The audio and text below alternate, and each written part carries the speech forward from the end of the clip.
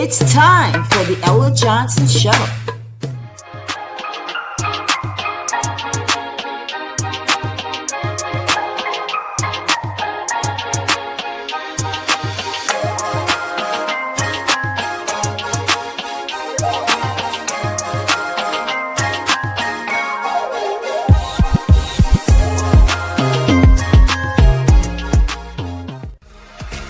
Thanks for tuning in to the Ella Johnson Show, where there are two sides to every story. Enjoy the broadcast.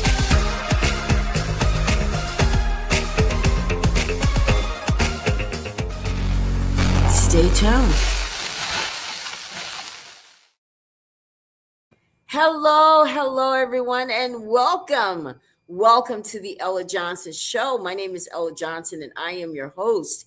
And Stephanie is with me tonight. We're going to bring an amazing broadcast. We have so much to cover tonight. So we want to welcome you guys to be a part of the conversation because we are a community. This is a community issue. But tonight on the Ella Johnson Show, we have some demands that we have for the elected officials in the city of Monroeville, Alabama. If you're watching for the first time, we want to show you how things happen around here. We just talk about everything. We want your questions. If you have questions that you would like answered, you bring it here and we will bring it to the screen just like this. Hi, Daryl. How are you, buddy? So this is what we do. We bring it here to the screen and we will try our best to address your questions because that's what this show is for. But we have some demands from all of our elected officials tonight. We have some comparisons of issues that happened back in the day in 1976. This is not new what we've seen with T. Tunstall. But if you're watching from YouTube, do me a favor and subscribe to the Ella Johnson Show. If you clicked on that link to watch over there, I mean, you're already there, right, Stephanie? They should just subscribe. Absolutely. That's right. That's right. So we appreciate you guys. If you're watching from Facebook, thank you as well. Please, you have people that have an interest in this story. Even if you don't know anyone, just share the broadcast. We want you to like it. If you like what we're doing here, please like, share so that we can increase our views and people can come here and see what we got going on here on the Ella Johnson Show. Stephanie, I'm so glad that you're here with me tonight. Thank you for having me. It's always, and wonderful. Always a joy to be with you. Wish it was, on better occasions, but yeah, I'm glad that you're here to fight the fight and I'm here to stand along right with you.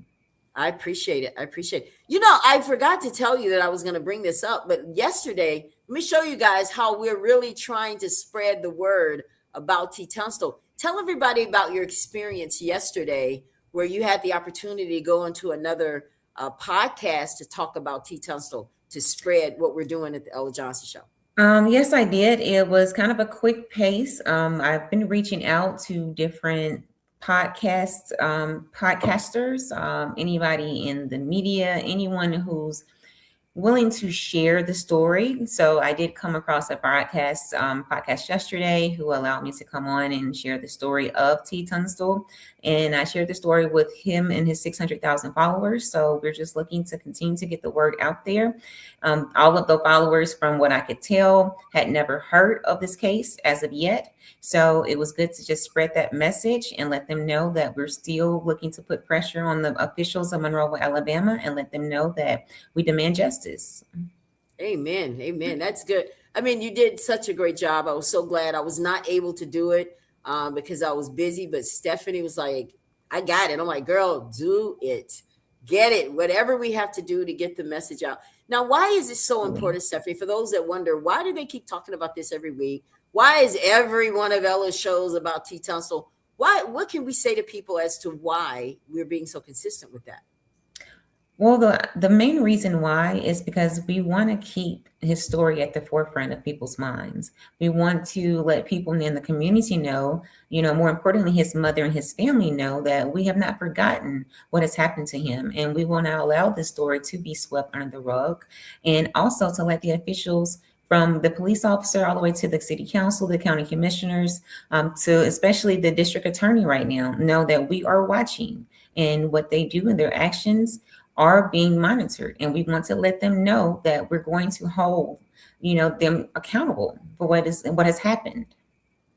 Amen. And listen, I ditto everything she said, because listen, we are not going to stop. Okay, so let's just let you know that this is going to keep going. We're going to keep posting pictures, graphics. We need you guys to tell the truth to the citizens of Monroe, because they deserve it. DA, all of you that are watching, that elected officials, I want to welcome you to the Ella Johnson Show. And if you feel like you would like to share your comments, put them here. Hit me up. We'd love to bring you on here and hear what you guys have to say. But tonight, we're going to talk to the community, because you know what, Stephanie, the reason I thought that we should go more in depth tonight is because, did you see the list of everything you have to do to be heard at the city council? Who Yes, brought I this did, together? and it's quite an extensive list, so Ain't nobody got time for all. yeah, Nobody has time for all that. No, we don't. So guess what? This is our city council. We're calling it to session. And here on the Ella Johnson's council meeting, we can talk about everything. We can talk about how we don't like what you're doing. We can talk about what we want to see more of. See, y'all try to limit people from doing that at the city council, but not here on the Ella Johnson Show. So welcome, city council, county commissioners, sheriff, mayor, DA, all of you. Welcome to the Ella Johnson Show. So I want to start with this, guys, because I've been watching a lot of your comments under my posts. I've been hearing everybody talk about Ben Crump. Y'all need to get Ben Crump. Y'all need to do this. You need to get an independent outside. All of this stuff, although it's appreciated. But I put this together because I want to make sure that we keep it focused on what this really is about. So I put this together for Sharon. Isn't she beautiful? Just as pretty as she could be. But I wanted to put this letter together so you guys can hear her heart. And these are her words. I did not change anything, but she wants to thank God. She's a woman of faith. She has not wavered, not one bit, about her son getting justice, because we know that for this to happen, God has to be in the details, because we don't know everything. I'm just a talk show host. Stephanie is a co-host to the Ella Johnson Show for tonight, and we are just our knowledge is limited, but not God's. He knows and he sees everything. So she relies on her faith. But I want to point out that she's telling you guys she appreciates all of your concerns and everything. But she said, please understand that she does have lawyers, guys, and trust me, I've talked to one of them. They are the truth. Okay, that's why she's not worried about Ben Crump. Ben Crump is great. Love him. Not can't take anything away from his success. But she has attorneys, and she's not going to just drop her attorneys and get Ben Crump. That's not going to happen. Okay, Ben Crump has his hands full. God bless him on his cases. But I just wanted to make sure that you guys understand. We're not going to stress her with that. She has lawyers, and she's just having patience and having faith in God and leading this the way it needs to go.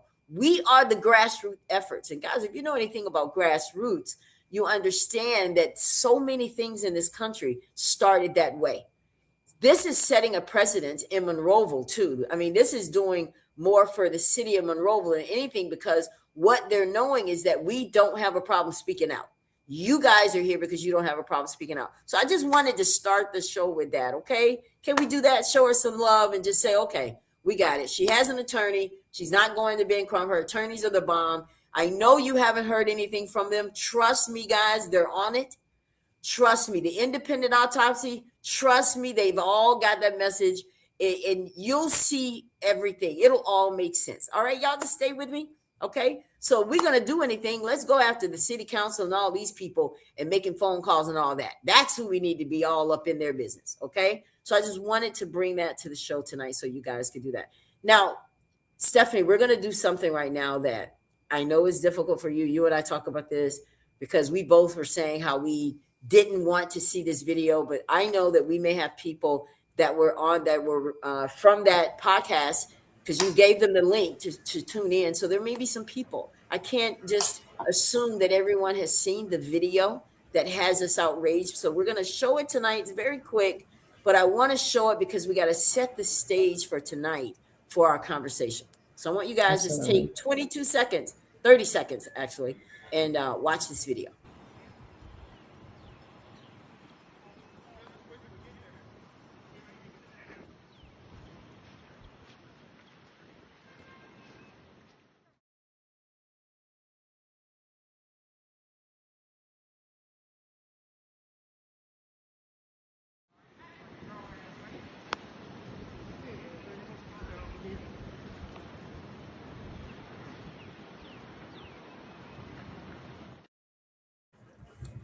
Okay.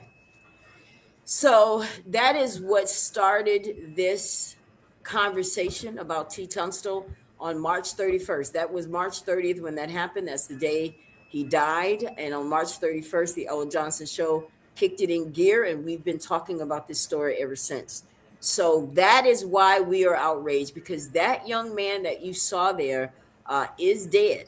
He died in police custody when he was in custody of the Monroeville Police Department. And so we're outraged, and that's what this is all about. So let's start with the timeline, Stephanie.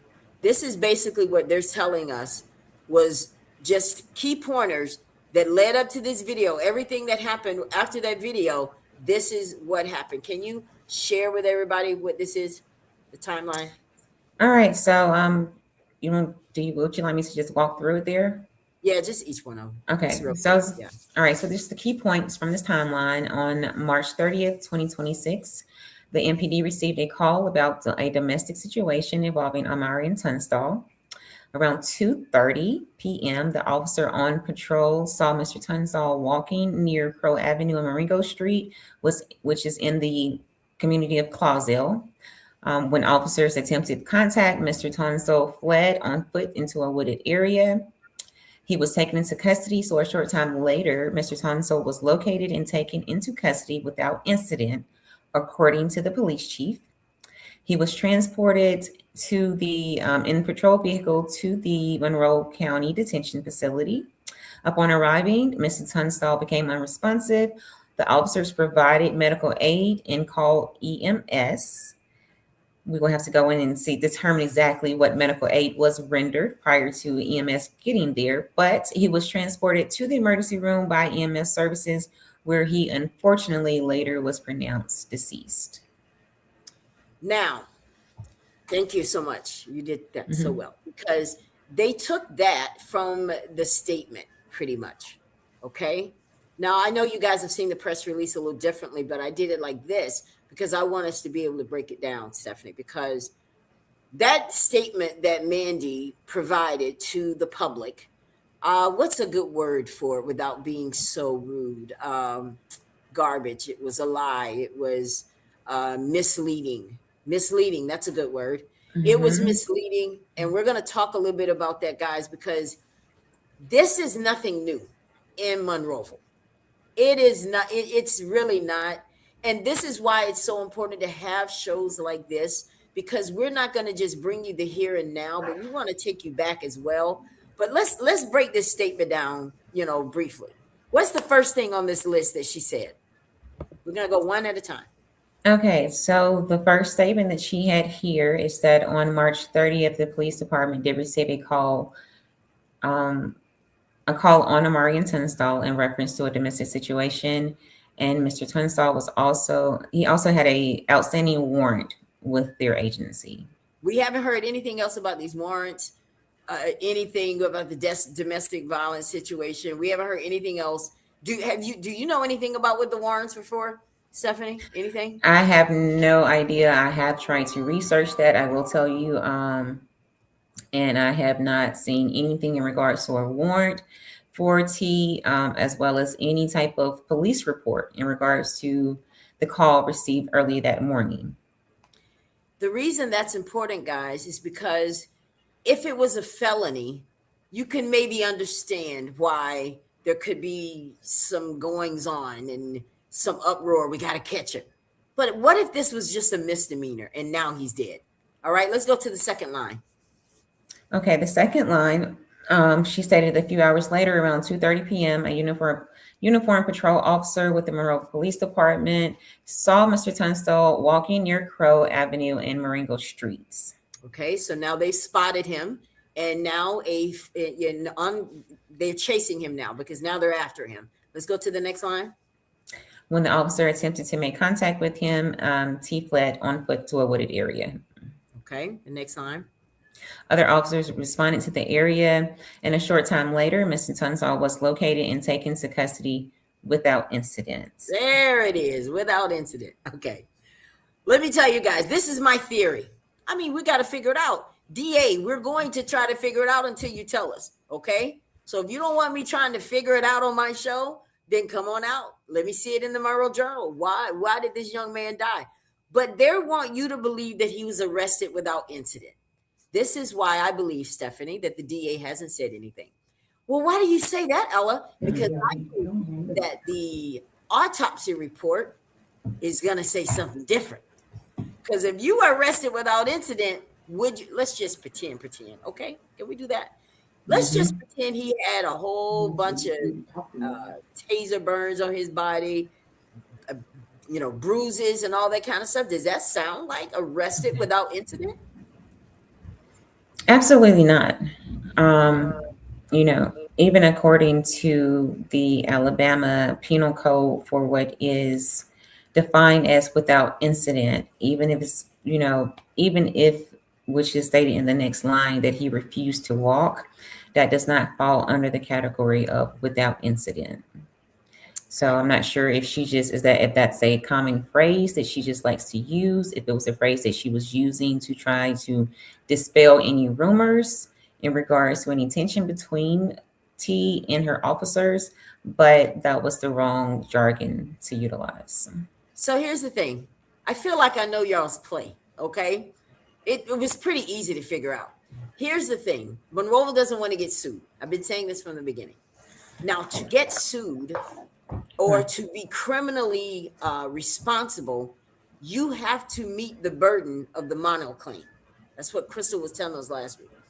You can't be immune because police officers become officers because they don't want to have to go to prison every time they either hurt someone or kill someone by mistake. They don't want to have to be responsible for that. They're just doing their job. There is a burden, though, because you can't exceed that and think you're going to get away with it. Now, if someone is shooting at you, you shoot them and you kill them, you can be immune from that. Okay. You're defending yourself. But if you have someone who is already detained, you already have them, they're no longer a threat to you, they're handcuffed, and then you tase them, beat them, choke them, or any of those things, oh, now you don't qualify for immunity. So what Mandy was doing with that statement saying without incident, she doesn't want the public thinking that they did anything to T that caused him to die. So I got to make y'all think the boy, he was alert. He got in that car. He was alert and talking to officers. But y'all just saw the video. Did he look alert to you, Stephanie? He absolutely did not. Not in the second part of that video. Officer Stephanie? No. No. Okay. So that means that her statement was, just like I said, misleading and a lie. Okay. So now the DA probably has this SBI report. Now imagine if you get an SBI report and it said, we're going to pretend tonight that it says homicide, right? Let's say it says homicide. Now look at this statement. What does it look like, Stephanie? If it comes back hypothetically as homicide, then this statement is just completely false. I mean, it's already misleading, but it is completely false. And with that, you have lost all trust with the community. Isn't that all about public trust? Isn't that what they promised y'all? Absolutely. That's what all these elected officials promised y'all. Well, we're going to see who can hold and keep their word, right? Because we're putting them all on test here on the Ella Johnson Show. Nobody gets a pass here, okay? So this is what I wanted you guys to see, her statement, but I wanted you to see it up against the video. When you look at the video and you look at what Mandy, now I don't know if Mandy saw the statement, but there's no way she could have seen the statement and looked at this. Better yet, did you even look at the body cam? Because the body cam footage was also considered in this SBI report. They had to look at all of it. So what did they see that her officers said something totally different than what SBI saw? So I want you guys to stick around so that we can see exactly what goes on and what comes up next. But I wanted to bring this statement and break it down. Is there anything else you wanted to add, Stephanie, on this statement before we move on? No, we can continue on here. Okay, we got a lot to cover tonight, y'all. Ooh, what you said. I see you, Liz. I see you, Josephine, all of you. Absolutely. Okay. Now, it's important for you guys to understand that in Monroe, there's a lot of history. I did some research, Stephanie, and I noticed, I said, Monroe has a history right now, you guys. have this voting thing, the ballot harvesting case, but the AG doesn't have that. Your DA doesn't have that. The Attorney General does. So they didn't want the local people to handle that one. They sent that one on up to AG, right? Why do you Mhm. think that was? Why do you think they did that? With the with handling with them not wanting to handle Yeah. The with fact them that not want. they sent that to the Attorney General, the ballot harvesting one with the three ladies. See, that got a lot of coverage. Oh, that was all over the Monroe Journal, wasn't it? Front It page, it it, front it center. was it What? absolutely was. I you know I'm not going to really speculate. Well, I'll give my perspective on that. I think, a lot of that county is very much Trump supporters. And this administration has been screaming voter, fraud for a while now. And so Okay. maybe this was their way to try to support that narrative, even if Did even on a smaller scale. did anybody die in that one? No, Nobody died, right? nobody died in that one, and Yeah. it could have also been a way to distract from what was Hmm. going on. So, But somebody died in this case, and now you haven't heard anything. Y'all, I'm telling you, I want y'all to think about some things, and I want y'all to move a little differently now in Monroeville now that you know what you know. Because now if you know and you still let people, use you, then that's on you guys. All right. So I want to talk a little bit about policing in America. Because I said, you know what, Ella, it never dawned on me that maybe people don't understand where police came from in the first place.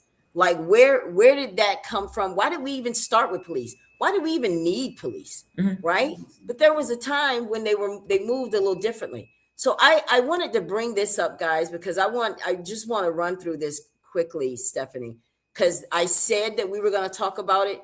I want you to just share with everybody what this says to us here about before modern police, colonial Okay. America. Let's touch on that. So before modern police, there were no professional police departments in America before the 1800s. Communities relied on night watches, constables, and county sheriffs. Night watchmen patrol all streets looking for fires, thefts, and disturbances. And I'm sure other things as well, other people.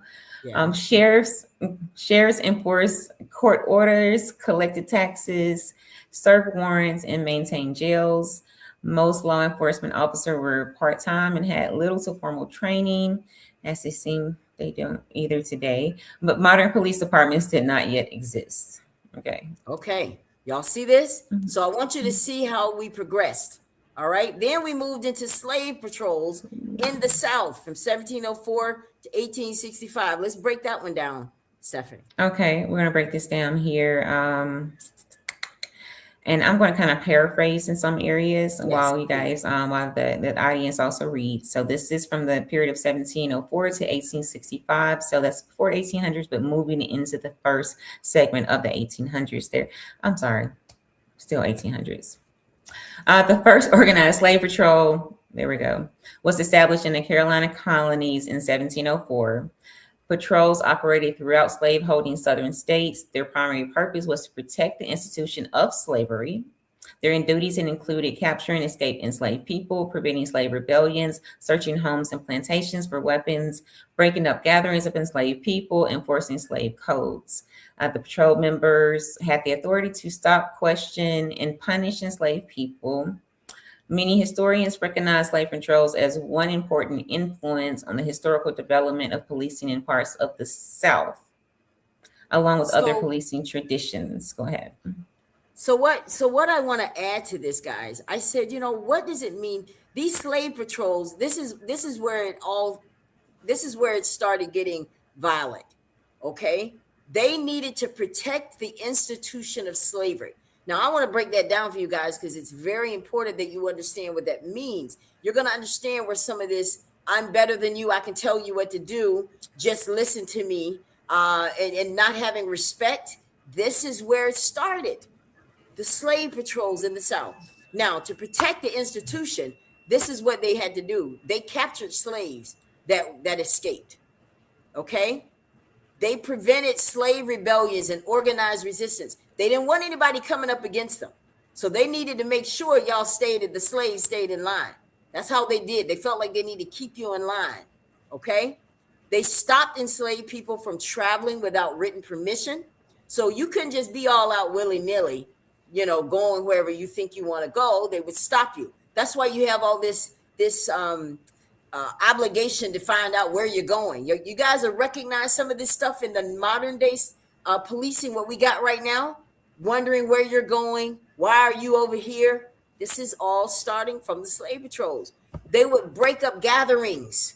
Y'all know how when you see the cops come around and they see too many of us together, we'll call it like it is. They see too many of us together and they need to break that up. Slave patrols. They enforced laws called slave codes that restricted movement and the rights of enslaved people. Like they were enslaved, and this is what the police, this is where the policing came from. All right. And they also returned escaped enslaved people to the people who claimed ownership. In other words, if you were trying to get away, they made sure to take you back to where you were supposed to be. Okay. Now, after the Civil War, Stephanie, let's go through those pretty quickly. All right, so after the Civil War, slavery ended with the 13th Amendment. Southern states quickly enacted black codes. Black codes restricted employment, movement, property ownership, civil rights. Many laws criminalized unemployment. Police and courts often enforced these laws, and black citizens were forced into convict leasing. Convict leasing, yeah. Okay, where prisoners were leased to private employers for labor. Okay. So do y'all understand that part? Because that's real talk. Okay. In other words, they gave the slaves over to become convicts for free labor. Do they still do that? Yeah. Yes, they do. Yeah. They still heavily do that. Matter of fact, I actually saw a documentary on that. I had the pleasure of actually going to the African American History Museum in Washington, D.C. this past week. And from there, it made me do a little research. And Mississippi is one of the states that is heavily still enforces free labor from slaves, especially when it comes to the picking of crops. Yes. They still heavily depend on free, not even like a small wage, but this is free labor. And some people will argue potentially and say it's not free because they still have to more or less, work to pay for themselves, for housing them. And so, I mean, in that regard, as far as like in prison people, I do feel like they should do something to help taxpayers' costs to run a penitentiary. But at the same time, the profit made off of these, especially when it comes to prisons that are privatized, is heavy. And if you look up the ratio of the prison populations in the United States, they are heavily populated by African American men. Yeah. Unfortunately. And this is the thing, and you guys thought they abolished slavery. No, they didn't. I've always said that. They just refined it.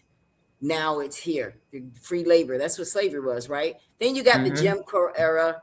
And y'all know how that was, with the how they happen in the schools, the restaurants, and everything. I want to get through this because we definitely have a lot to cover. And then we had the civil rights movement, right? Police were called to enforce segregation. So now what policing has become is more of I want to keep being in control of the people we want to, oppress. We want to make sure that we're continuing to treat you like slaves. So when they say, and you hear people now all the time say, man, they're trying to take us back to Jim Crow. This is Jim Crow 2.0 type stuff. It's real. I'm showing you. It's right here. This is stuff. And what stage are we in? We're talking about in the 1960s at this point. We're 2026, and you still recognize some of these things. Okay.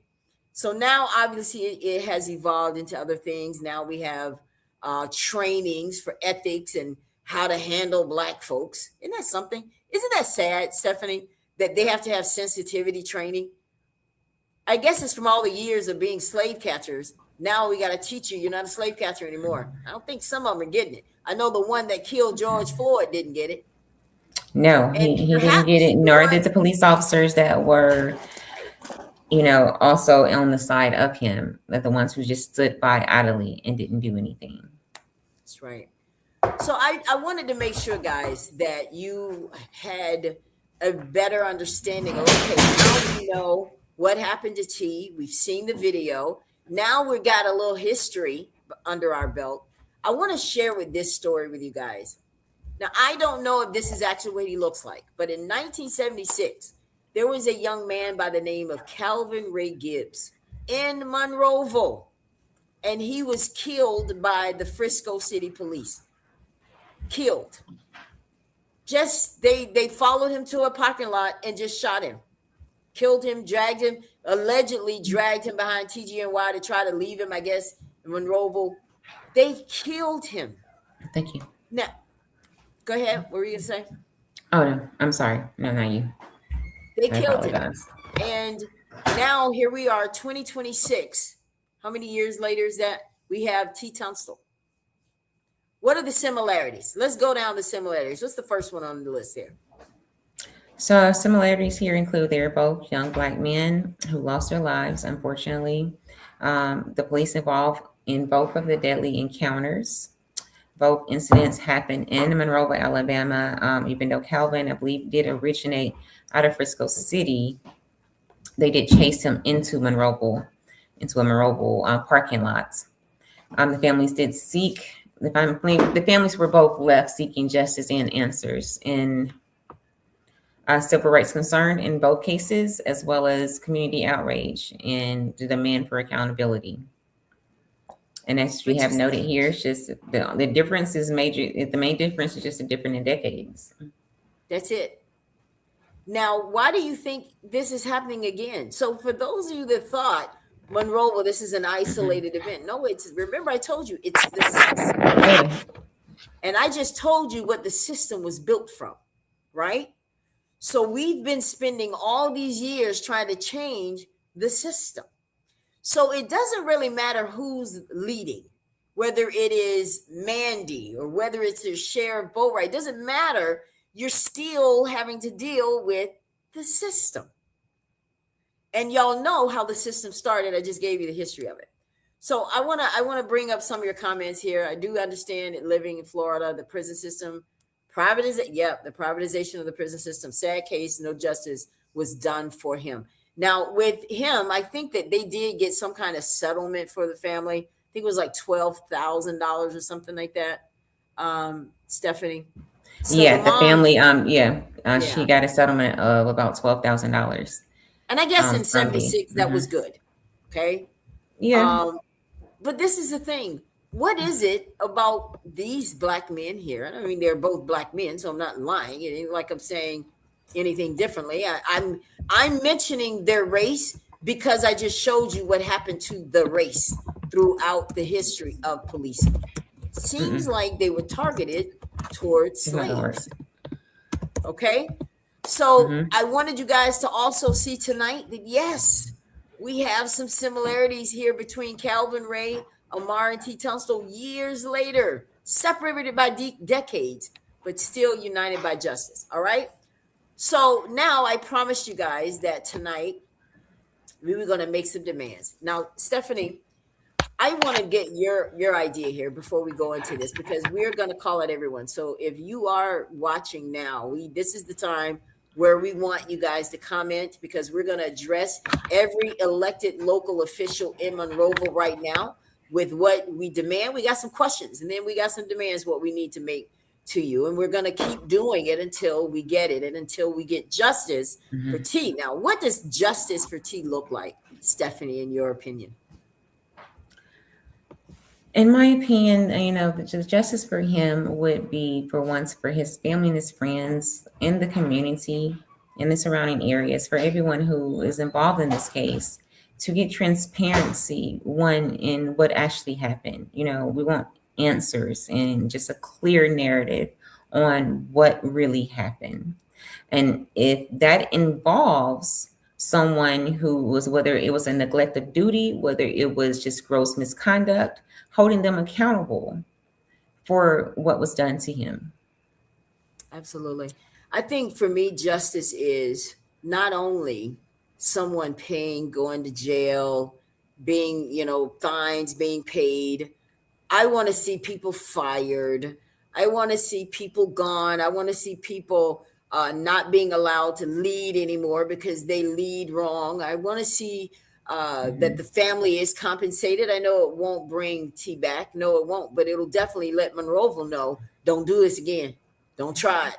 Okay. Mhm. Because the next time you're going to be bankrupt and you're not going to have anything to work with. You're going to you're going to be in debt because now you're not going to be able to do what you need to do for your city. But if that's what it takes, then that's what we're going to have to do if you guys don't learn that lesson.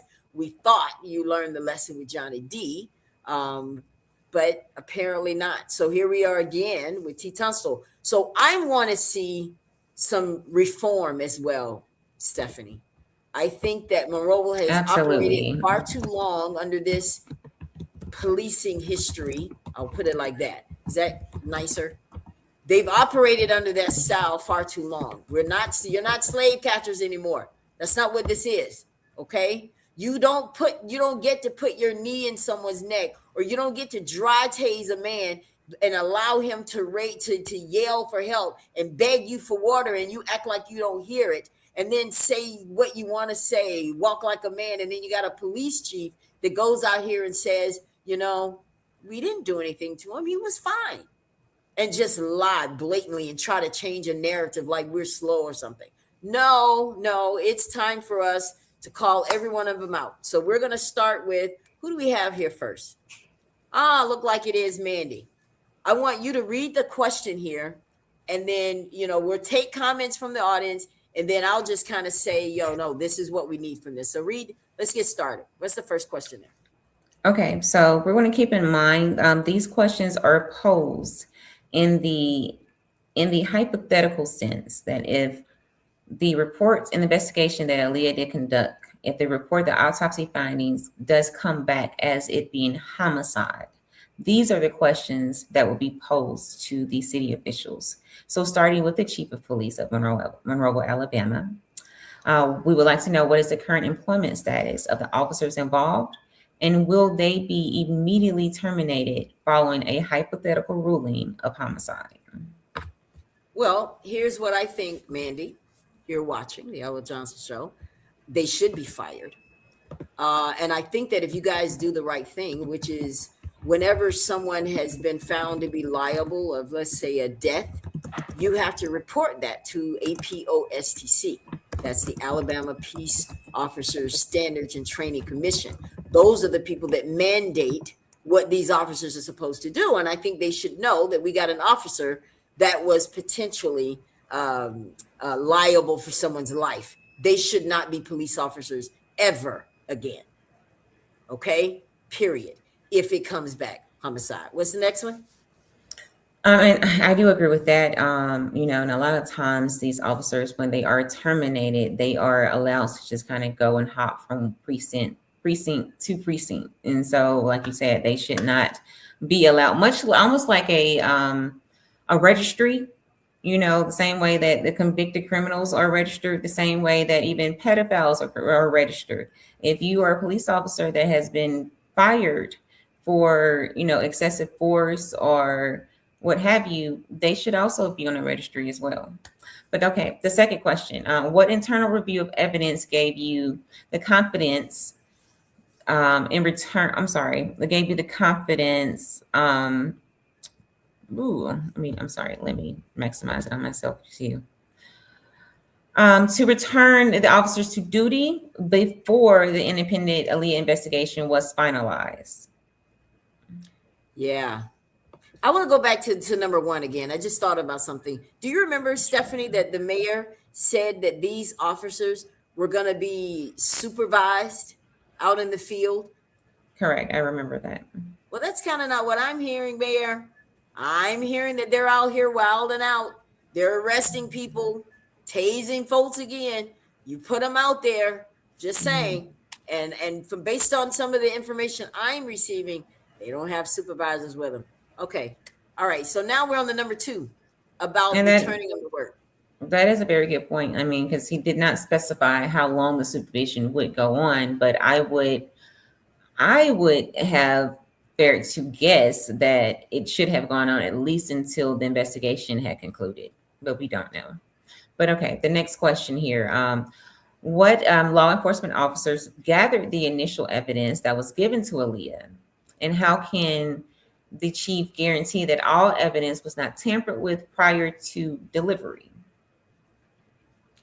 That comes with transparency. Now, from my understanding, Stephanie, the very same day that this happened, everything was turned over to SBI. So I'm not sure if the local investigator, Brian House, I think it is, I don't know if he had anything to do with the investigation of this, but if he did, I mean that's a good question for him too. Like what's up? Who was responsible for collecting this evidence and turning it over to SBI? How do we know you didn't change some things? You didn't edit some stuff or delete some of the cam footage or just forget to turn stuff over? Like the evidence in this case is very, very important. So that's a good question. What's our next one? So what we want is transparency here. We want to make sure that everything is good there. I'm just kind of reviewing. I can't recall what date that her initial statement released, that Mandy released that statement. It was 3 days later. Okay. Yeah. So April 3rd. just curious how long, she gave herself to actually collect all of the evidence, to speak to all of the witnesses, to identify all of the witnesses. But okay. So a sub question from that third question is, did any of the officers involved have access to any internal police databases, communication networks, or other potential witnesses during the months that they were allowed back on active duty? And I'm going to go ahead and read that next question so we can answer both at the same time. Could their presence back on the force have been seen by witnesses to be an intimidation tactic?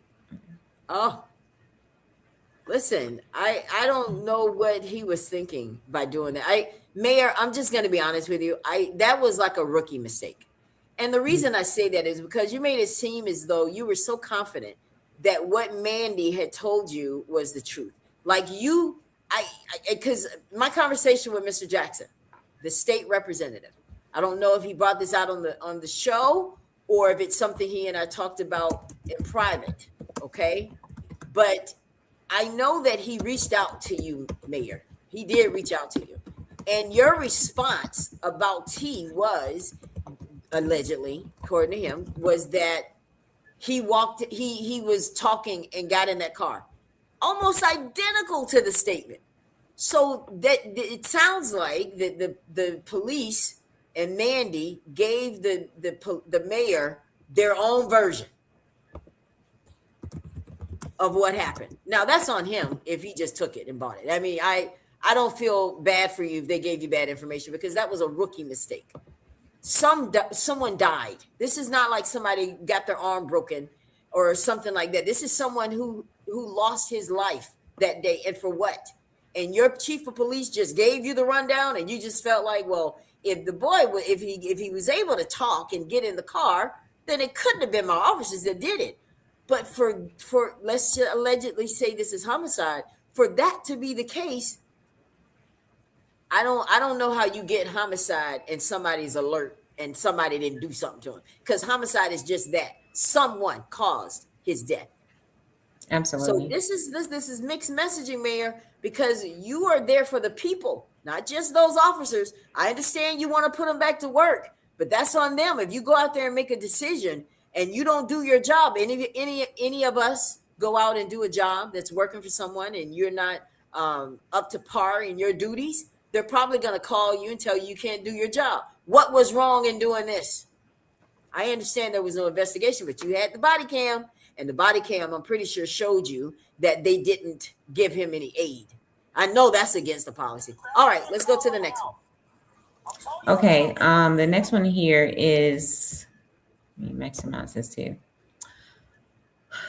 So the initial statements claimed, the initial statement from the MONROE Police Department claimed the victim refused to walk, but the video appeared to show him unresponsive. If the autopsy report shows distinctive taser marks, How will you address the public? Okay, Mandy, I tell you what you can start by doing is apologizing. That's the first thing you should do. Have some class, okay? Have some Absolutely. professionalism and apologize that when you said it, you knew you were lying, okay? Because obviously that's not true. He was obviously not alert. He wasn't talking and he wasn't faking. And then this is what gets me. This is the part that gets me the most is that not only did you say that, but that became headlines on the news. It's almost like we don't want to make the police look so bad, so we're going to say that this he was faking. You couldn't come up with something better than that. You're telling me that this young man was faking and letting his skin just be left on the pavement, the asphalt on a hot day like that with no shoes on? He's faking. What is he faking for? You already got him in handcuffs. That didn't make sense. So it just it burns me up because you guys are supposed to know better. You're supposed to know better. He was faking. All right, what's the next thing? So So this is apologize. That's what I think you need to do. That's a number demand. one. Yeah, Number one, absolutely. I would think that should just be a given. yeah. So I'm going to read these three subset questions together. Then we can discuss it. So, what information was initially used when when you stated that Amarian Tunstall was taken into custody without incident? Was that based solely on the officer's word? Did they review any body cam footage? Did they speak with any witnesses to determine that he, quote unquote, refused to walk? And then from that, how do you feel you should be held accountable for the information given to the public immediately following T's death? And how will you handle individuals who refuse to walk in the future? That's a very good point. In the future, guess what, Stephanie? They have their little policies. Okay. Now, whether they read them, whether they were supposed to read them, whether they passed the test, whether they even took the test, I don't know. That's on you, Mandy. But I'm sure somewhere in your policy, you guys have stated what you're supposed to do in these kind of cases, right? Because if you don't have it in your policy, I know the state has it. And you had to pass their laws. You had to pass their recommendations for stuff like this. So if your policy is saying that you have to render aid, guess what? Not only the policy states that, but the 14th Amendment says it too. You have a duty to give aid to someone who's having an emergency. And you didn't do that. So you failed the first test right there. So this was just incompetence or it was just being racist. You take your pick because I know that if you just don't like black people and you're just angry that this happened, you're going to do stuff like this, or you just don't know what to do. And I just choose to believe that you kind of do know that if you see a man and he's asking for water and telling you can't breathe, 9 times out of 10, he probably can't. But it's not your job to assume whether he's lying or not. Just do your job. Absolutely. And if you know you tased him, and if you guys know you tased him, and you know you pepper sprayed him, then shame on you, Mandy, for not reprimanding. And these guys we shouldn't have even been wondering why they're back on the force. They should have not even been back on the job. They should have been fired then because they didn't even follow your rules. To heck with what happened after that. They didn't even follow your rules. You trained them to do a certain thing and they didn't do it. Now, either you trained them or you didn't. If they didn't read the manual and they don't know what they're supposed to do, that's definitely on you. So there we are for you, Mandy. I think that's it. Is that all of them? Do we have another one? Well, actually, I did want to address that sub question. Yeah. When she stated that, he was taken into taken into custody without incident. I would love for, her to speak, even if, regardless of how the report comes back, I would love for her to speak to what information did she utilize? Did she review those tapes herself? Or did she base that solely on the officer's words? Did she review any body cam? Did she speak to any witnesses? Did she review witness statements prior to her making that press release in regards to he was taken into custody without incident? Because that speaks to a lot of her credibility, her accountability, and the transparency of the department. So I just wanted to make that note there. That's a good and point. I'm very interested to see how that will be addressed. So, in a nutshell, Mandy, what we need for you to do is I personally think your time is up at the police department. I personally think you should just step down. And I think that we need a mayor that's willing to make you step down. And if the mayor can't do what's necessary to the police chief, then the mayor needs to go. It's just that simple. That's where I am. I think that you have really done it this time. I think that you have failed to recognize good leadership in this case. And I think that the reason you fail to recognize good leadership because you don't see it around you. All right, the next person. Who's next? Okay. Who's next that we have up here on the chopping block? Next, we got our sheriff, Monroe County Sheriff's Office. Now, in this particular case, the sheriff, I know we say that he didn't have a whole lot to do with this, and based on what we see in the video, he had nothing to do with that. Based on the cause of T's death, he has nothing to do with that. But is there anything that could have been different that day, Stephanie, as it relates to the sheriff's office? Because we do know that they took T to Monroe County Detention Facility. Y'all knew he had no business going to the jail, but you took him there anyway. And the way that works is they get through the Sally Port. I guess they decide whether or not he can gain entrance, and he does have the right to deny entrance to inmates, potential inmates, jailers, that he doesn't have to let them into his jail if they're not medically in a good spot to be able to come in. He does have That's that right. right. So what do we have here for the sheriff that we feel that he can do, that we got some demands from him? Let's go with the first one. Okay, so I'm trying to also look back over his initial statement that he released. He didn't do like a formal statement as the Monroe Police Department did. Very Yeah, generic. he actually it was more of just a post on Facebook. Right. And I did have it noted here, but just to kind of sum it up, he basically stated that EMS received a call from Monroe Police Department stating they were outside of the detention center and they were requesting assistance. So in his statement that he released on Facebook, it never mentioned there that that the police officers did actually try to turn over custody. So here I am curious to see if in fact they did. And if that is why if they actually refuse to take custody of T. I had that actually. Well, I've heard that part on several pulled up. occasions. But one thing, while you're thinking about that, one thing that's interesting, Stephanie, is I saw a post the other day where someone said, and this is alleged because I do not know whether it's true or not, but someone said they heard the sheriff say, "Get him out of here, he's dead." So this is why the footage for the jail comes in handy. Was that turned over? If it wasn't, it should be. If there is a request to subpoena any information that happened at that jail, you should be willing and able to do every single thing to get justice for T, because he did, whether he died there or died on the way there, he was on the property. Everything that happens once he made it to that property is very gray, Stephanie, because it's like, okay, they get there, then what? You turned them around. What was the time here? Did anyone from the jail try to help him? Because they also have a duty. Absolutely. Whether he comes in your jail or not, who's responsible for T if he's on the property? He's still in custody of the police, mind you. Because if he didn't go into the jail, he's in custody of the police.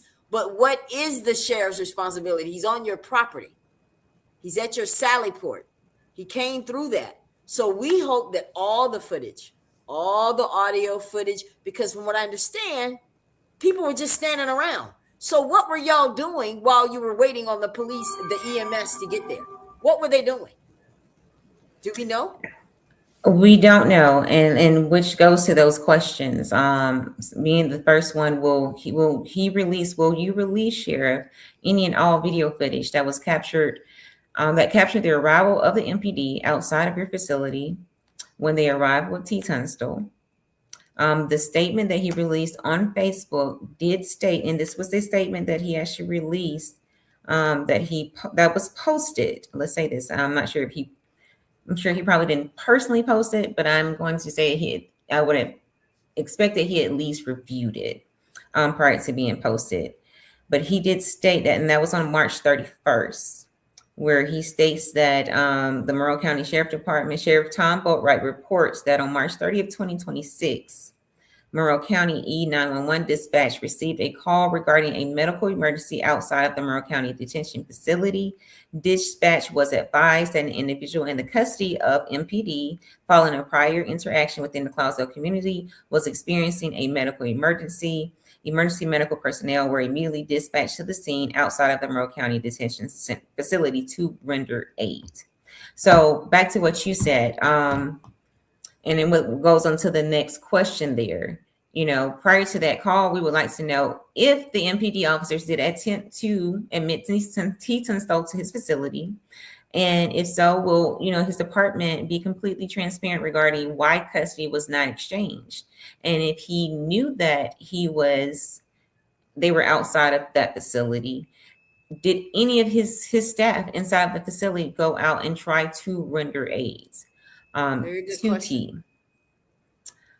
And that goes into that next question there, and if not, why did they feel the need not to assist in an emergency situation? Whose call was it? Not saying that he was actually on duty that day, Right. but I'm sure that they were probably following protocol. So if they were following protocol, who put that protocol in place? At what point are they able to kind of go astray from protocol if it is a dire emergency? And then, does he feel like the department should hold any accountability in the death of T. Tunstall if no one in his facility assisted or tried to render aid? I think this is why the timeline is so important. If T. Tunstall died on that property, I do believe that their office should bear some accountability in this. If he was already dead when he got there, there was nothing that the sheriff could do anyway. He was already dead. That's why timeline is important. And I hope that the autopsy report can get us down to the very minute T died. Did he die on Marengo Street when he lowered his head and died in that car and they were driving around with a corpse?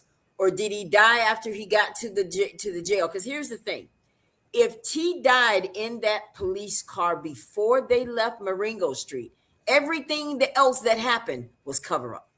That means y'all did it just to say you did it. Because if he was dead on Marengo, why did you do Narcan? If he was dead on Marengo, why did you even call EMS? It seems like all of it was just a play. But if he died at the jail while y'all were waiting, then yeah, I think that some heads need to roll from everybody. Because I don't care if you bring him in or not, I still have a duty to make sure this man gets some help. Well, I told him to call the police. Well, okay, he's on your property. Did anybody go out there and try to give him CPR? See, these are the things we don't know. It's very gray. That's why I'm saying everybody is applauding. Well, the sheriff, he did great. He had nothing to do with this. I'm not applauding yet, not till I know not till I know everything. And right now we don't know anything, and neither do you. So before we go there, let's see the results of the reports and see exactly what happened. But just for the record, he can say, you know what, you can't bring him in here. Y'all need to get this man some help first. Because guess what? If he ends up in the jail and he's not in any good shape, because see, I don't want to get into this. They tried to load him off on boat ride. I don't want to hear that, because I don't really care about any of it. He's dead and his life is over. And we're still sitting here trying to play politics. I'm not trying to hear all that. As far as I'm concerned, whoever is responsible for T's death has to pay. I don't care who it is.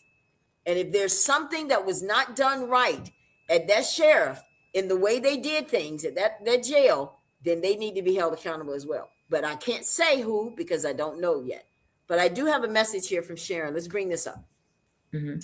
as his mother, and the grief that all of them, including Chief Armstrong, has caused me and my family, everyone involved should be fired, not being able to work in any other county, city, or state. Well, you know what, Sharon? That is as plain as you can put it. In other words, she feels as if anyone who had any hand in what doing or not doing that day should be fired and not be able to work in this business. So I appreciate your comment, dear. We have another one here. And they should get some prison time, just like any other citizen that breaks the law. Because if it had been a white man, he would have been in jail the same day. Guys, listen, she's not far from off from feeling that way. A lot of people feel this way, that they feel like that T didn't get the justice that he deserved that day or the care because of what we consider their history or what they feel about him, or the fact that he was a black man. She doesn't feel, and a lot of people don't feel, that this would have happened if this had been someone from some higher up type person or some elected official or something like that. This had been their son.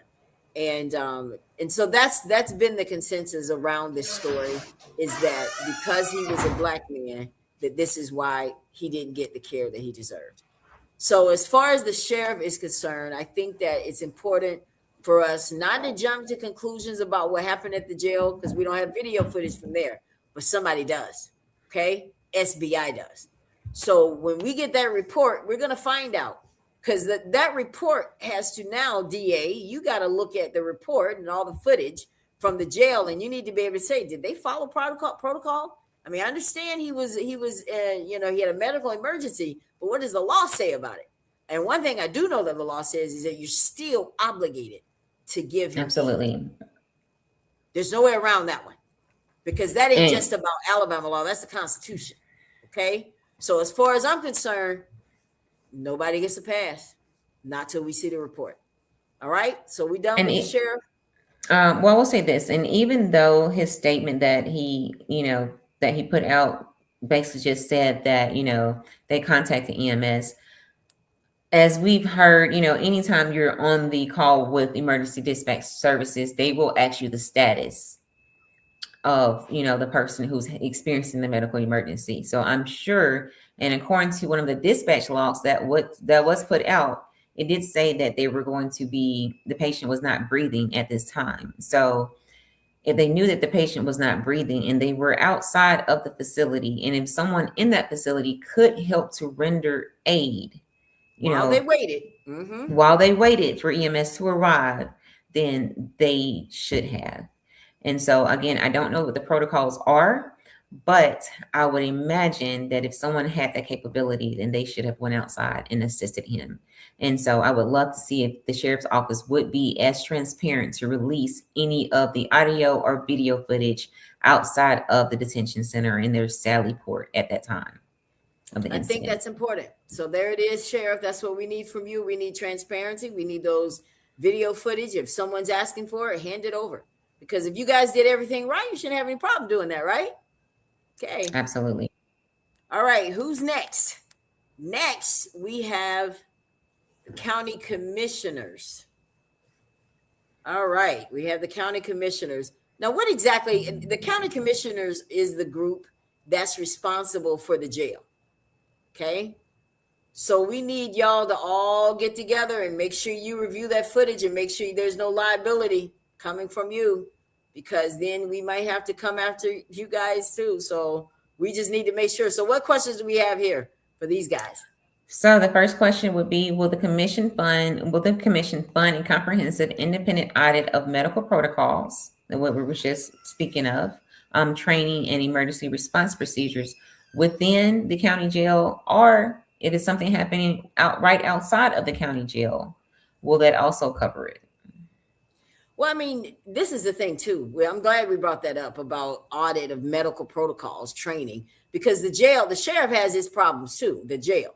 I mean, you guys have a history. People die there as well.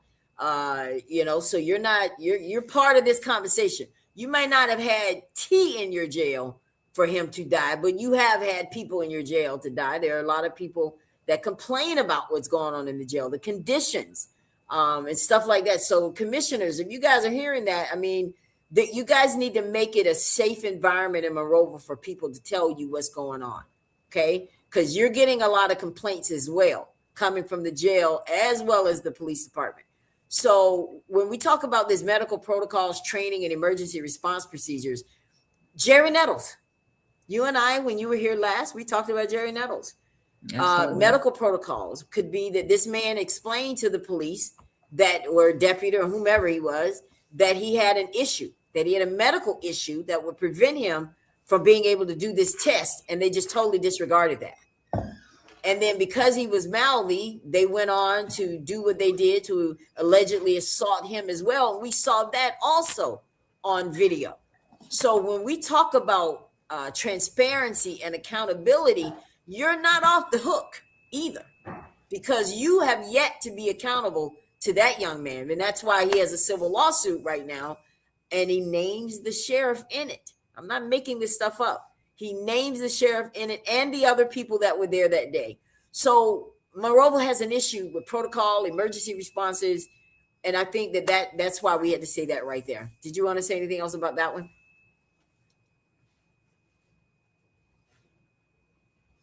I'm sorry. That was it for that first question.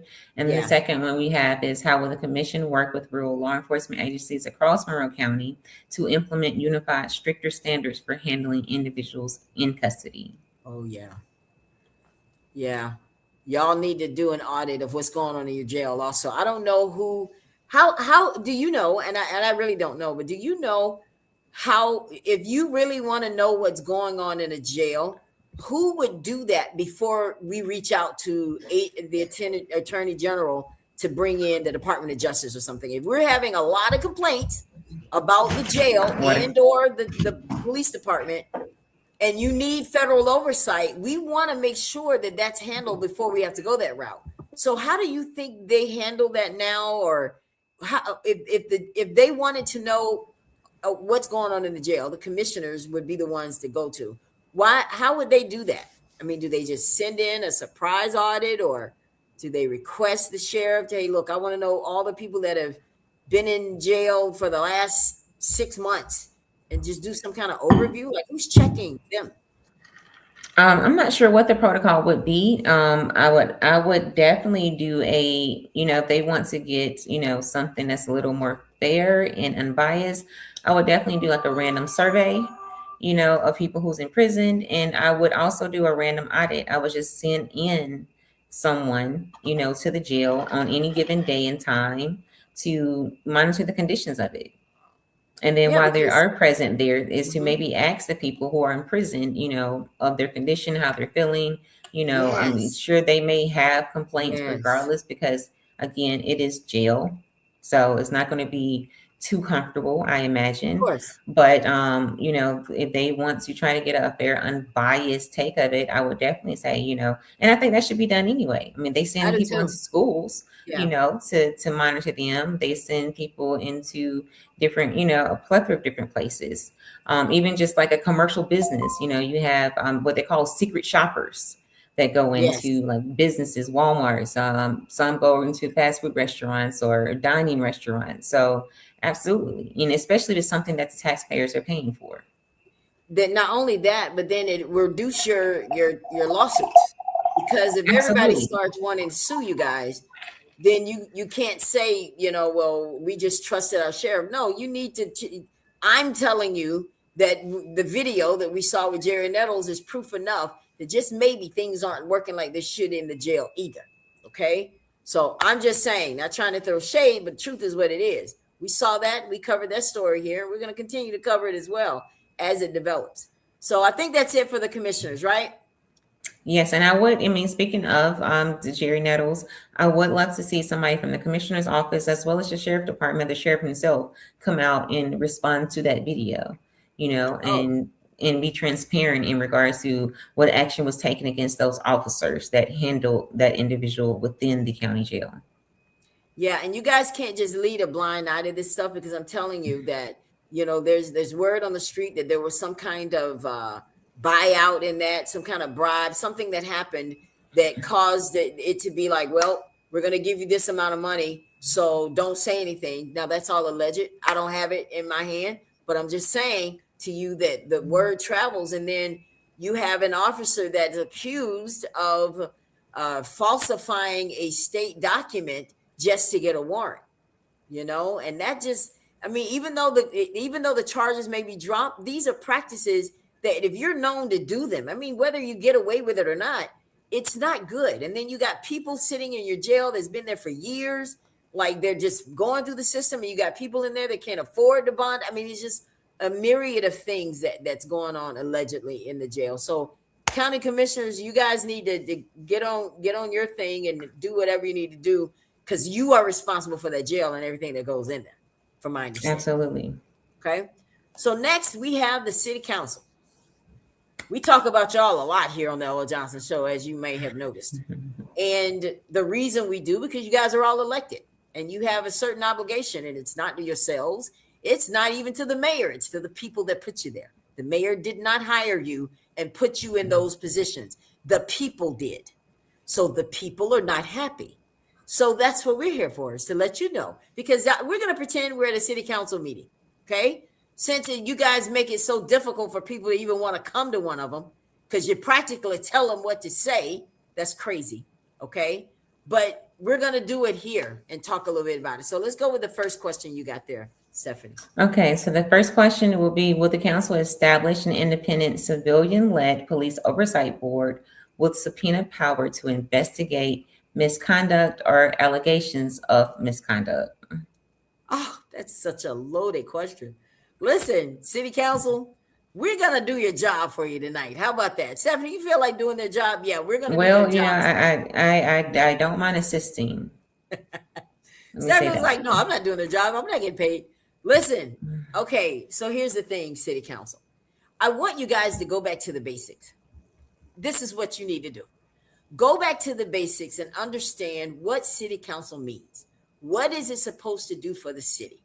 You guys are the ones that make the laws up for the city. You got the purse. You hold the purse for the city. So when mayor decided to send these people back to work, y'all paid for somebody that may be responsible for T's death. How does that feel? And how many of you contested it? How many of you said, maybe this isn't a good idea till we get this back? No, you should pay for that. You put, allegedly, if it was homicide, because we don't know, right, Stephanie? We don't know if it's homicide or not, but we're pretending it is tonight, all right, on the Ella Johnson Show. Now, if you want me to stop pretending, DA, why don't you go out and say what it is? But anyway, so if you have the right to question the mayor, okay? I mean, y'all may not know that. So go back in your job duties so you can see what you can do and can't do. You can do a lot more than these people that hired you can do. They can't go to the mayor and tell him, hey, look, mayor, what's going on? You put these guys back to work, man. I'm getting some complaints. People are saying that they're all out here wilding out, and they're not really being held with supervisors. They're not being supervised, and they're still out here tasing people and stuff. So, somebody has to get his attention.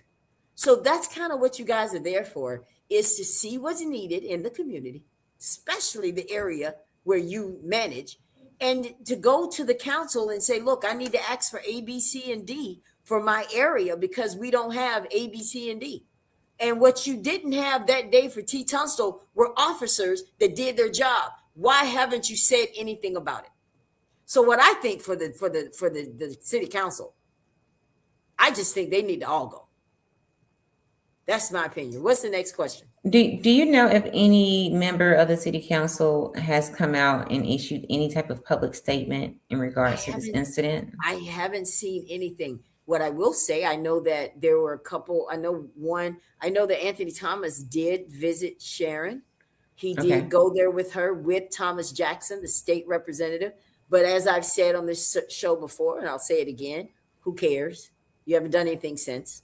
That's the only thing. And I know that Ms. McDaniel did offer a check to Sharon that she took back.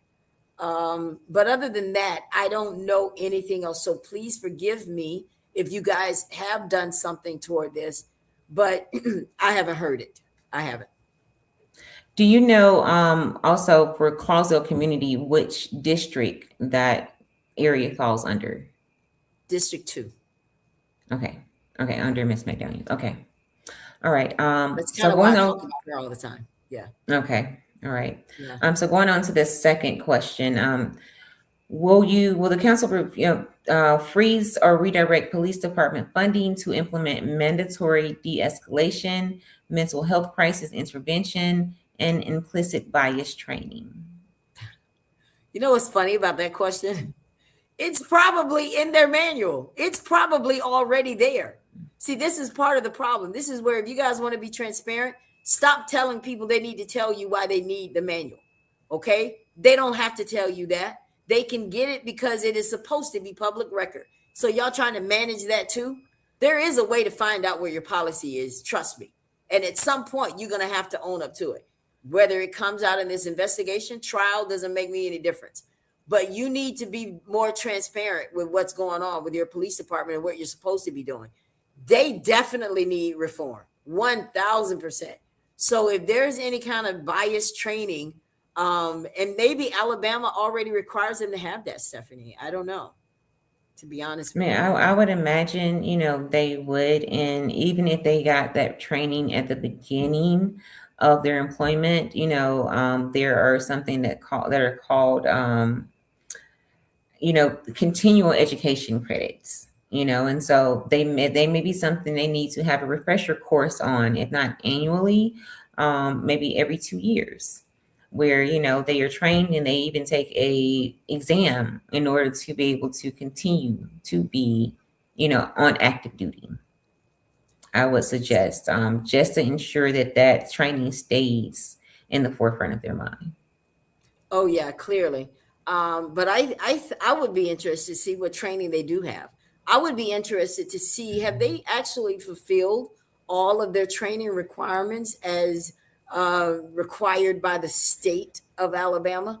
I'm interested to see, did they just pass them through? Were they even qualified to be police? Like, I want to know their history. Were there any problems with them at other precincts? Were they just given the mandate because nobody else wanted them? Like, what's the status of these officers? Like, how well do they do their job? How long have they been doing their job? Should they have been the ones out there on that call? Do they have a problem with black people? And now you put someone out there that hate black people, and now they're out there trying to arrest one, and you wonder why he's dead. I would like to know a lot of those kind of questions. And Mandy, I think that with the city council, because we're talking about the city council right now, the city council, you guys can ask those questions. I mean, that's why you're there. Otherwise, you guys have no business sitting in a seat of authority in the city of Monroeville, Alabama, as like you're managing people, because you have no idea what your citizens want. You have no idea what they need, and you have no idea why they're angry. I probably know more about your residents than you do.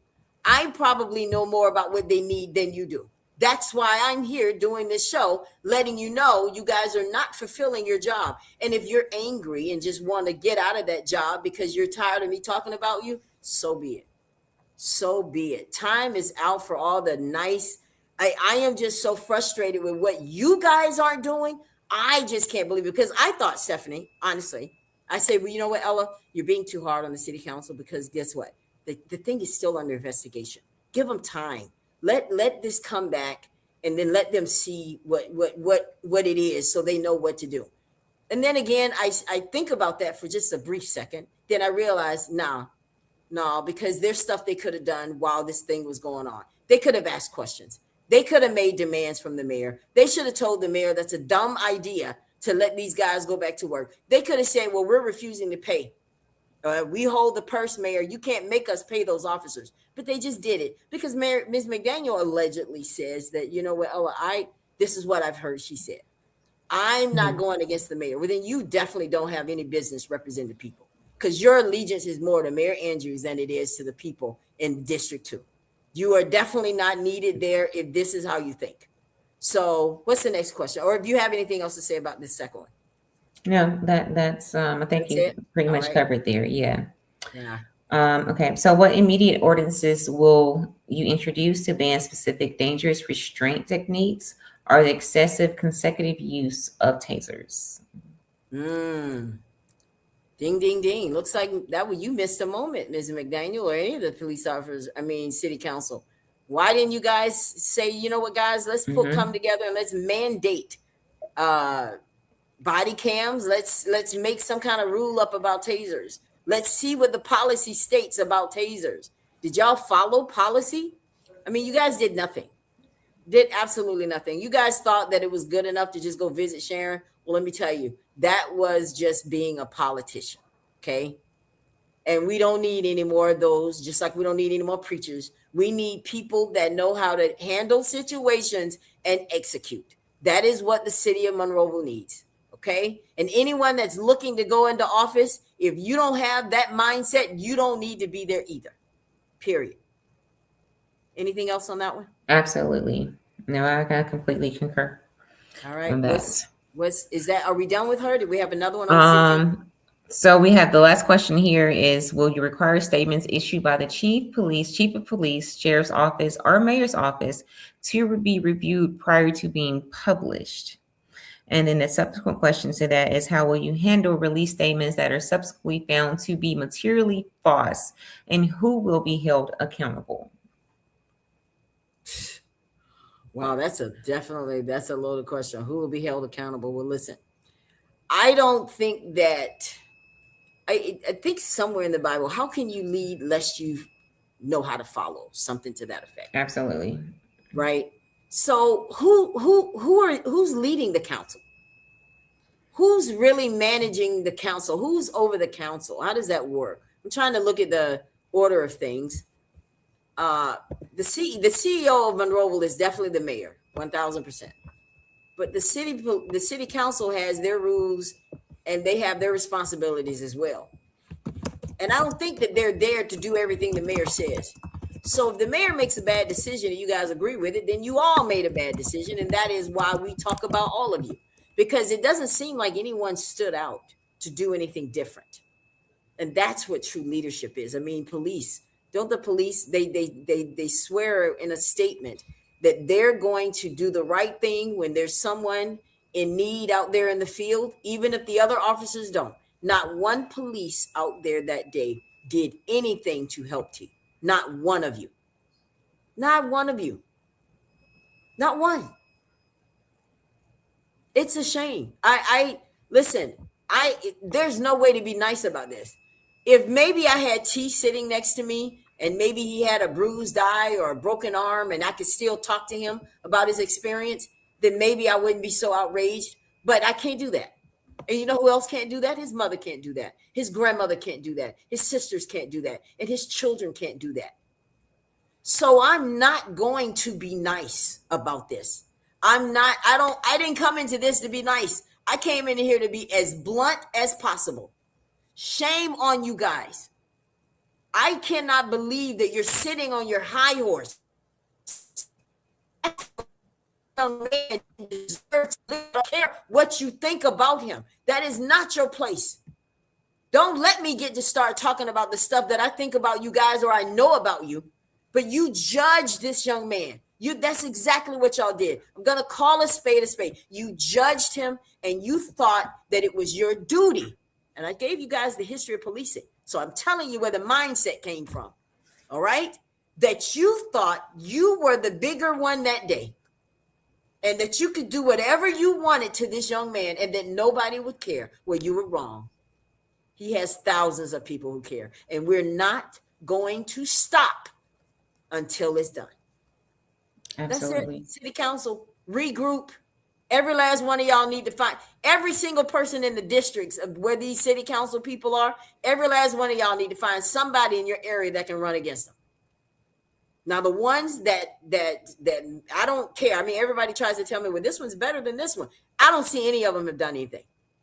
Have you? I have not personally seen anyone. I haven't seen a statement from any city council members. I haven't seen any subsequent statements from the mayor, the chief of police, the sheriff's office, county commissioners. I mean, nothing since that first week after, the incident took place. I haven't seen any updates from anyone, the DA, no one. And I would think at the very least, they would want to keep at peace the family, again, the family, the friends, his mom, the community, to let them know, hey, we haven't forgot about this. This is the status, is still on. Even if you only said this is the investigation is still ongoing, but please know that we are still monitoring, and we're still keeping, we still understand that the community is very concerned about what happened, and we still believe in transparency. But to completely go just cold on all accounts, I do find that to be unacceptable. Absolutely. Absolutely. Um, let's see here. So what I want to do right now, guys, I'm gonna move this in a second, but y'all see I have the first poll of the night. I want you guys to take a look at it. And I want you guys to participate in this because I want from this show, I really want to know what you guys think. So the first poll is, what do you believe will be T's cause of death? I know tonight we are hypothetically saying that what if it were homicide? We're looking at the worst case scenario here, because we saw the video. That's why we picked that one. We do not know exactly what's in the report. That's why we need the DA to be transparent with this.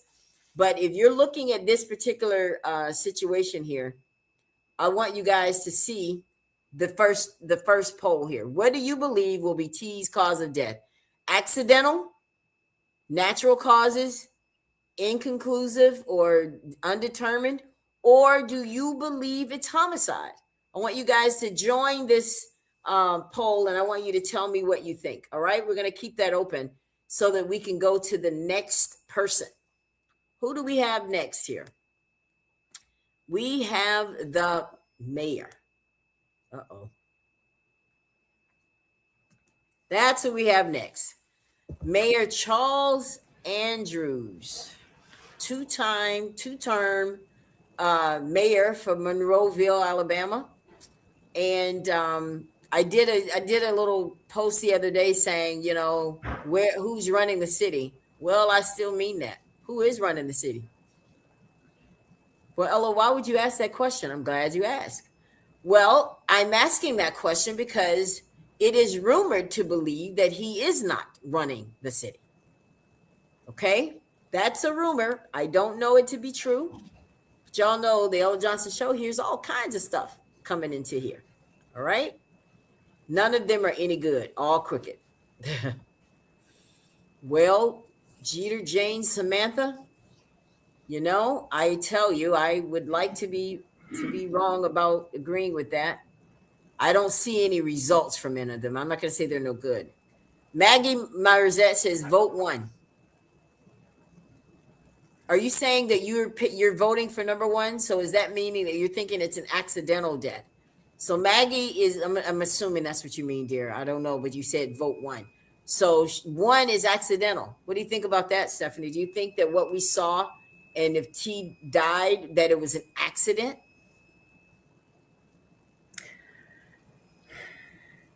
I believe if he did, well, we know that he did pass. I don't know if I can say that I believe maybe an accident to the extent of maybe they didn't purposely try to kill him or unalive him.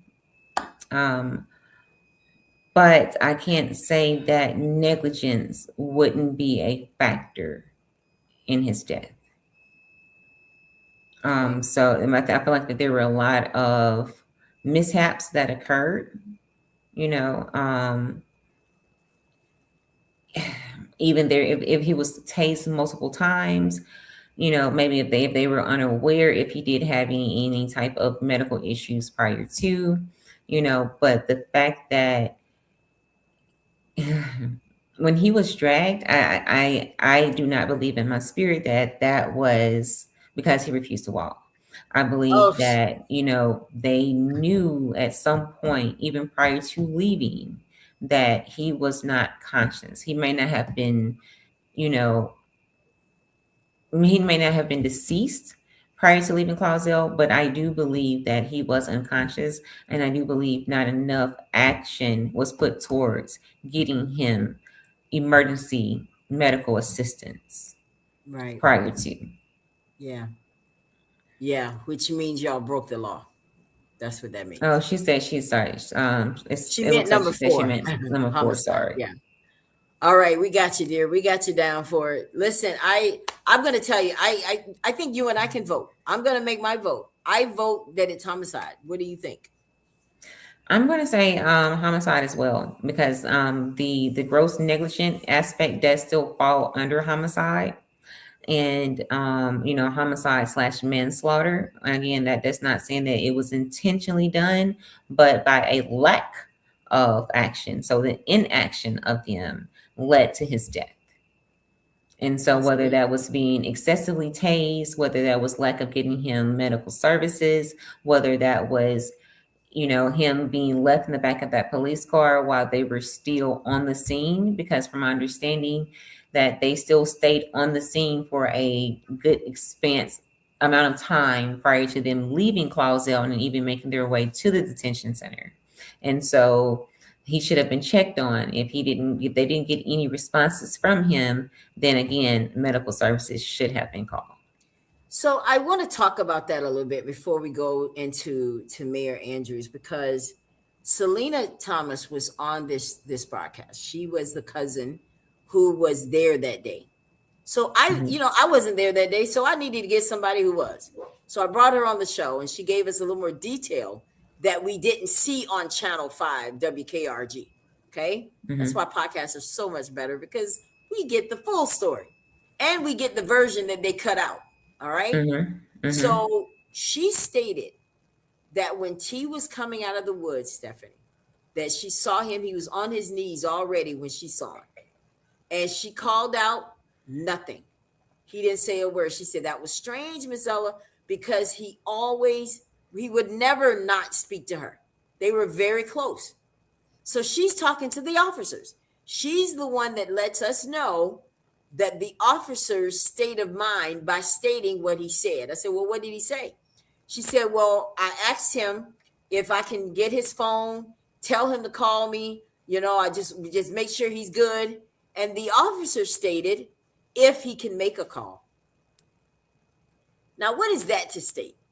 I need you guys Oh to well. hit. I need you guys to click on the poll, not put the number here. I appreciate it, but it looks like everybody thinks homicide.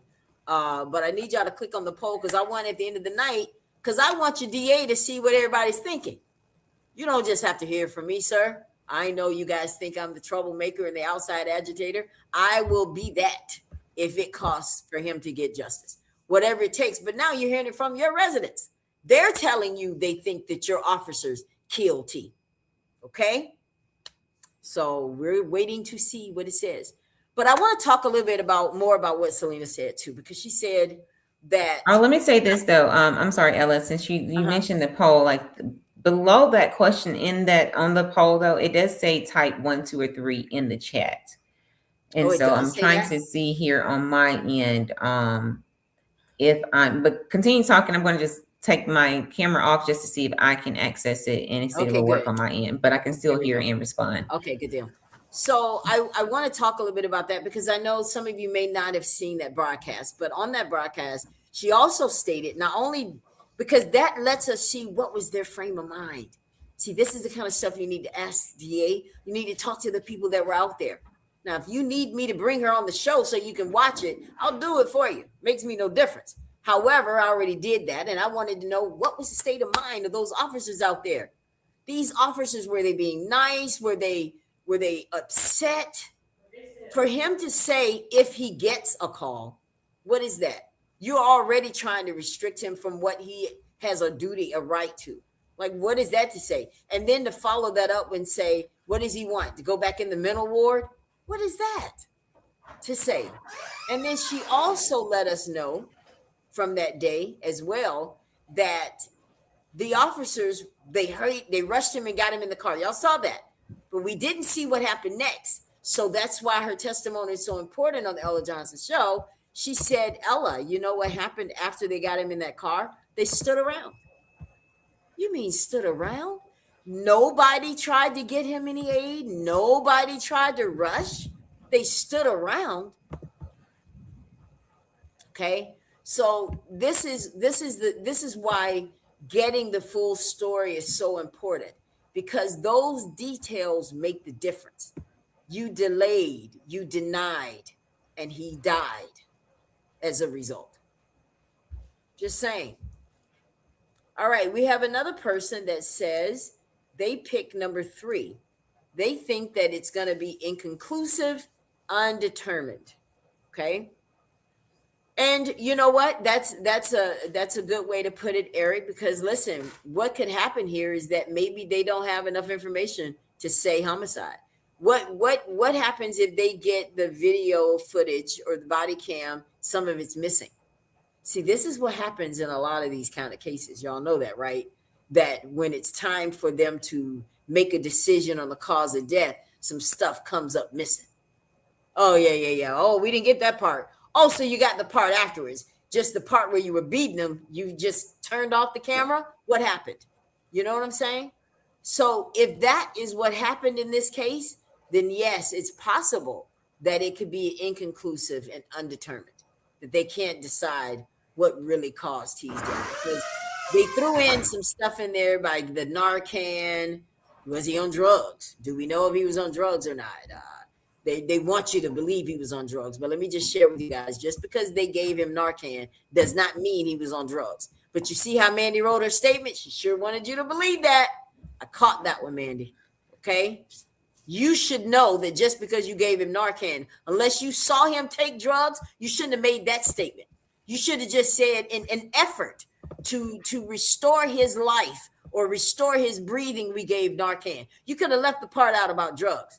Okay, because if you didn't see him ingest any drugs, and if we get the toxicology report back and he didn't have drugs in his system, you need to apologize for that too. Trying to lead people into thinking that this guy was just on drugs, and that's probably what killed him. You weren't too bright on writing your statement, because I picked all of it apart. All right, so what is it? What were you able to do? No, so it doesn't allow from my end at least for to actually click on the poll and So you do have to. So maybe when you but put I mean in the we chat, are getting some responses. So I'm guessing yeah. So are maybe some that's people what it is. are able to select the poll. So I mean the responses that we have there so far with it saying 25% for 75%, is that from people clicking on the poll, or is that from you updating the poll? It must be from them typing in the chat. So maybe it is linked to the chat. So you guys Okay. keep bringing it. I want everybody to put a number here, 1, 2, 3, or 4. If you are just tuning into the Ella Johnson Show today, we are talking about, we have a poll that's active right now for people that want to respond and participate. The question is, what do you believe will be T's cause of death? We don't know yet. The DA does. He has not released that information. So as a community, we're still waiting to see, was T's death caused by the police officers who are still, by the way, employed by the Monroe Police Department and on duty? Okay. So now we can go to our next person. You ready? Yeah. This is the Bama of the day right here. Mr. Mayor. Okay. All The right. questions that we would have for the mayor of Monroe, Alabama, as executive head of the head of the city, what immediate and disciplinary or administrative actions will you take regarding the police department's leadership? Oh boy. So is it in the mayor's, power to dismiss the chief of police? Absolutely. Okay. He is the one who can do it. He is the one who will do it. He is the one who should have done it already. So the chief of police, are they hired? Are they selected, or are they elected? They're not elected. They're selected. Okay. I guess he hires who he wants to be in that position. Now, when the mayor, and I'll do honesty with the mayor, from my understanding, Mayor Mandy was already there when he was elected to be mayor, and he just decided to keep her on board. I don't know, she's divided between her job and the being a coach. Who knows where she was that day her officers were dragging T to his death. She did apologize? Did she apologize in the statement? If you remember, Um, I do have it here. Let me just kind of scan it really quick and look. I don't recall seeing an apology there. well, she definitely never went to visit. But I mean, it would have been nice if she could have said, Miss Sharon, I'm so sorry for your loss personally, not on Facebook. I mean, but you just got to have some kind of good leadership skills, and you can't have any biases to be a leader. When you're leading a city, and I just don't think that this is the type of police chief that Monroeville needs. I really don't. I think that they need to just mayor. Come on, you're not like just a little rookie. You've done this before. So my thing is, why not vet people better? That's part of good leadership. You got to know how to pick the right people. And you got to make sure that those right people do their job. And you need to also be the kind of leader that knows what to do when they don't do their job. See, it's one, you can't just have it both ways. You just can't let people stay in their positions if they're not meeting the needs. Because, see, you made some promises, Mayor, to some people that got you elected, and they got you elected twice. So you are obligated to those people. To heck with what Mandy thinks, to heck with what Mandy likes. Mandy didn't hire you and Mandy didn't elect you. They did. And they don't like her being in that position, especially now, T-Dine. Who advises the mayor of Monroeville? That's a good question, Hattie. Who advises? I don't know who advises him, but I know who his boss is. I do know that. And I think that should be the next step if the mayor doesn't get in line and do what needs to be done, especially if you know what that report is. But now I hear, Stephanie, that the mayor is out here trying to get them to give a very low charge to these guys. Like give them something simple. What was it? Reckless manslaughter, reckless homicide, or something like that. And that carries hardly any time, right? If they were to get charged or something like that. There when it comes to homicide, if you want to charge someone as like a negligent homicide, you do have a misdemeanor, and yes, where it carries up to a sentence of, I believe, of 12 months, and then you also have a felony homicide. So yeah, let me pull up those. We don't know what it's gonna be, but as far as the leadership, sir, I mean, you got your hands full here because you got some decisions to make. Because from my understanding, it was supposed to be the police chief who decides whether or not those officers went back to work, but you stood in the gap and you made an executive decision to bring them back. I just want to know, do you regret it? Do you have a reason to regret it? I mean, Mayor, if I were you, I would definitely be one of the first people wanting to see the results of the SBI just to see if these officers were liable, because it was your decision to send them back. Okay. So you are obligated to the people even more than the DA because you put them back to work. And do you honestly understand, Mayor, and everyone surrounding him, that you may have people responsible for a man's death getting paid by those very same citizens? Your taxpayers are making sure that these officers are getting paid. Your city council is making sure they're getting paid. And you may be paying someone that caused the death of another citizen. So I don't understand why there isn't more urgency behind it. I would want to protect my decision. What do you think, Stephanie? If I know I made a Absolutely. decision like that before the investigation was over, because it really was a risky one, unless you really believed Mandy, the only reason you could have taken them back is that either A, you thought you knew what SBI was going to say, or you trusted your chief of police. Because if you looked at that statement and you judged based on that statement, that was a bad call and that's on you. You should have known better than to just listen to her. You should have looked at the body cam. You should have talked to people. You should have done more than just say. And the reason I know you didn't look at the video that was circling, that was going viral, y'all should have tapped into that. But because of your response, allegedly, that you made to the state representative by saying that he was alert talking to officers. Well, you saw the video tonight. Did he look alert to you? Because if he wasn't alert when he was getting in that car, he was doggone sure not alert after he got in it. And when they got him to the jail, did you guys not see the footage from the jail? Did you not call up the sheriff? Hey, look, I understand they brought him over there. Let me see what you got in your what happened. Y'all just didn't do more. I don't know if it's because you just didn't care or you guys are just incompetent. I don't know which one it is. Either way, those are both bad. What's our next line that we got for the mayor? Okay, the next line here was that what internal review or evidence gave you the confidence to return these officers to duty before the independent Aaliyah investigation was finalized? That's a good question. That's what we were just talking about. And that's what we were just talking about. Like, did you depend solely on what the police chief told you? And going back to the police chief, did she depend solely on what her officers told her? Did she review any video camera, any body cam? It's hard to believe that if she reviewed body cam footage, that and did she review to see if their tasers had been discharged? Did they say no, we didn't tase him, and she just took their word as to be truthful? Though those are some very important elements, from my understanding as well. Maybe at least since she has been in that position, this is the first in custody death that MONROE has had.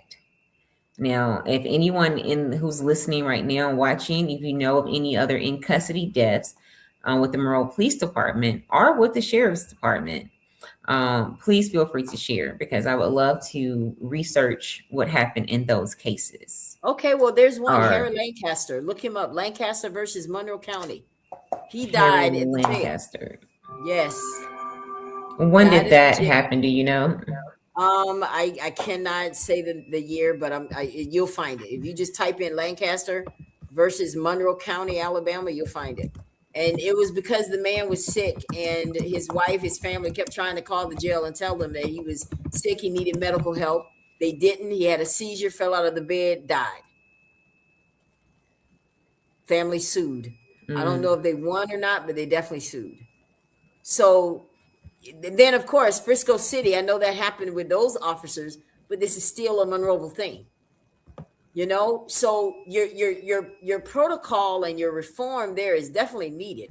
But I don't think that you guys have the leadership there to get any of this done. I'm just going to be honest with you, because if you did, it would be done already. Okay?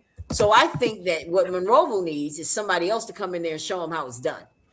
I think there needs to be enough outrage going over to the Attorney General. I think there needs to be enough outrage going to the Department of Justice, if you have to, saying, look, we need help down here in MONROE, because we can't even depend on our mayor. We don't even know where he is.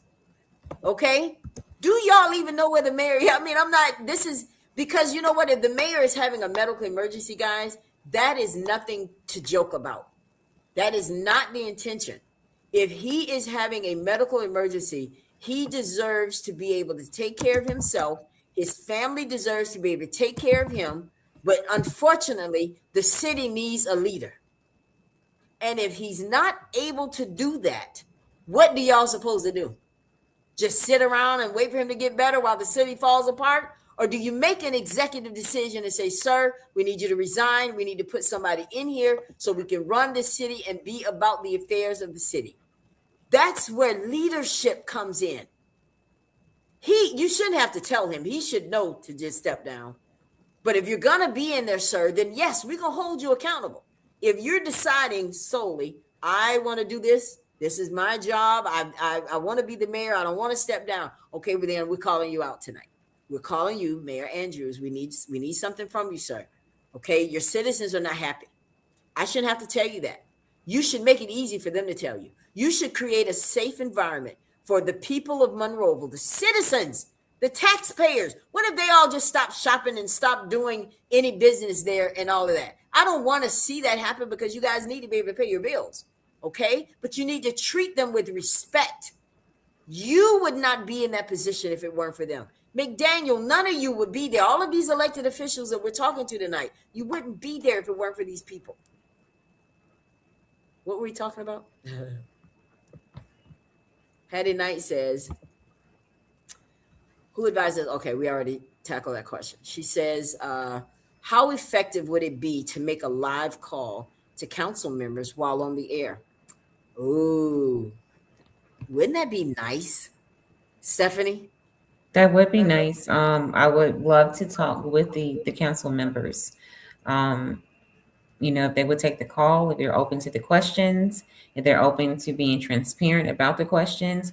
I would like to know if any of them, you did say that council member McDaniel said that she was not going to go against the mayor, but does that mean that she actually didn't agree with him and just wouldn't go against him? Or was she just completely in sync with what he decided from the start? So I would love to, and not only her, but even also members of the other districts. Monroe and Monroe County is still a small, area. So I do believe that the district and council members should be there to advise one another, to support one another, and if any of the council members disagreed with him, um, did they notate that, whether it was made public or it was made, in some type of journal entry that they keep private, was that notated? Now, Rochelle here says, excuse me, let's be honest with ourselves. It doesn't matter what a so called rank is dealing with this system. He will not be recognized as a rank leader. Why? Because in the eyesight of the system and the programs, we don't supposed to have a voice. Constitution of America look at us as second class citizens.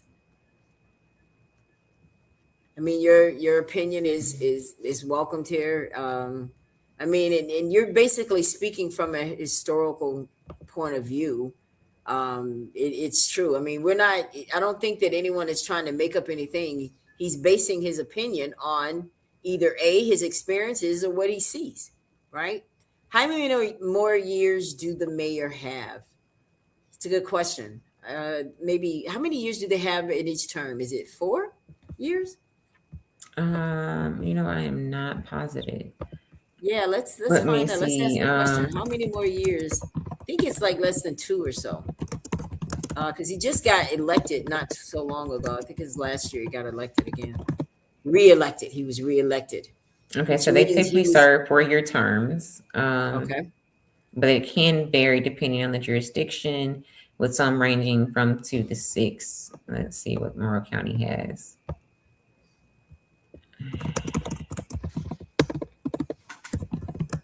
These are all good questions, guys. And she's trying to find the answer on that. I'm sure they stand united in oppressing to the Lome. Yeah. Yeah, and this is, guys, I'm glad. I appreciate your opinions here, because this is what should give us even more desire to fight back, and not so much as, I want to use my words carefully. I don't want to say fight, because I don't want anybody to say, oh, it's on there inciting riots. And no, I'm not trying to do that. What I'm trying to say is you guys need to fight at the ballot box. Stop just giving people your vote. Okay?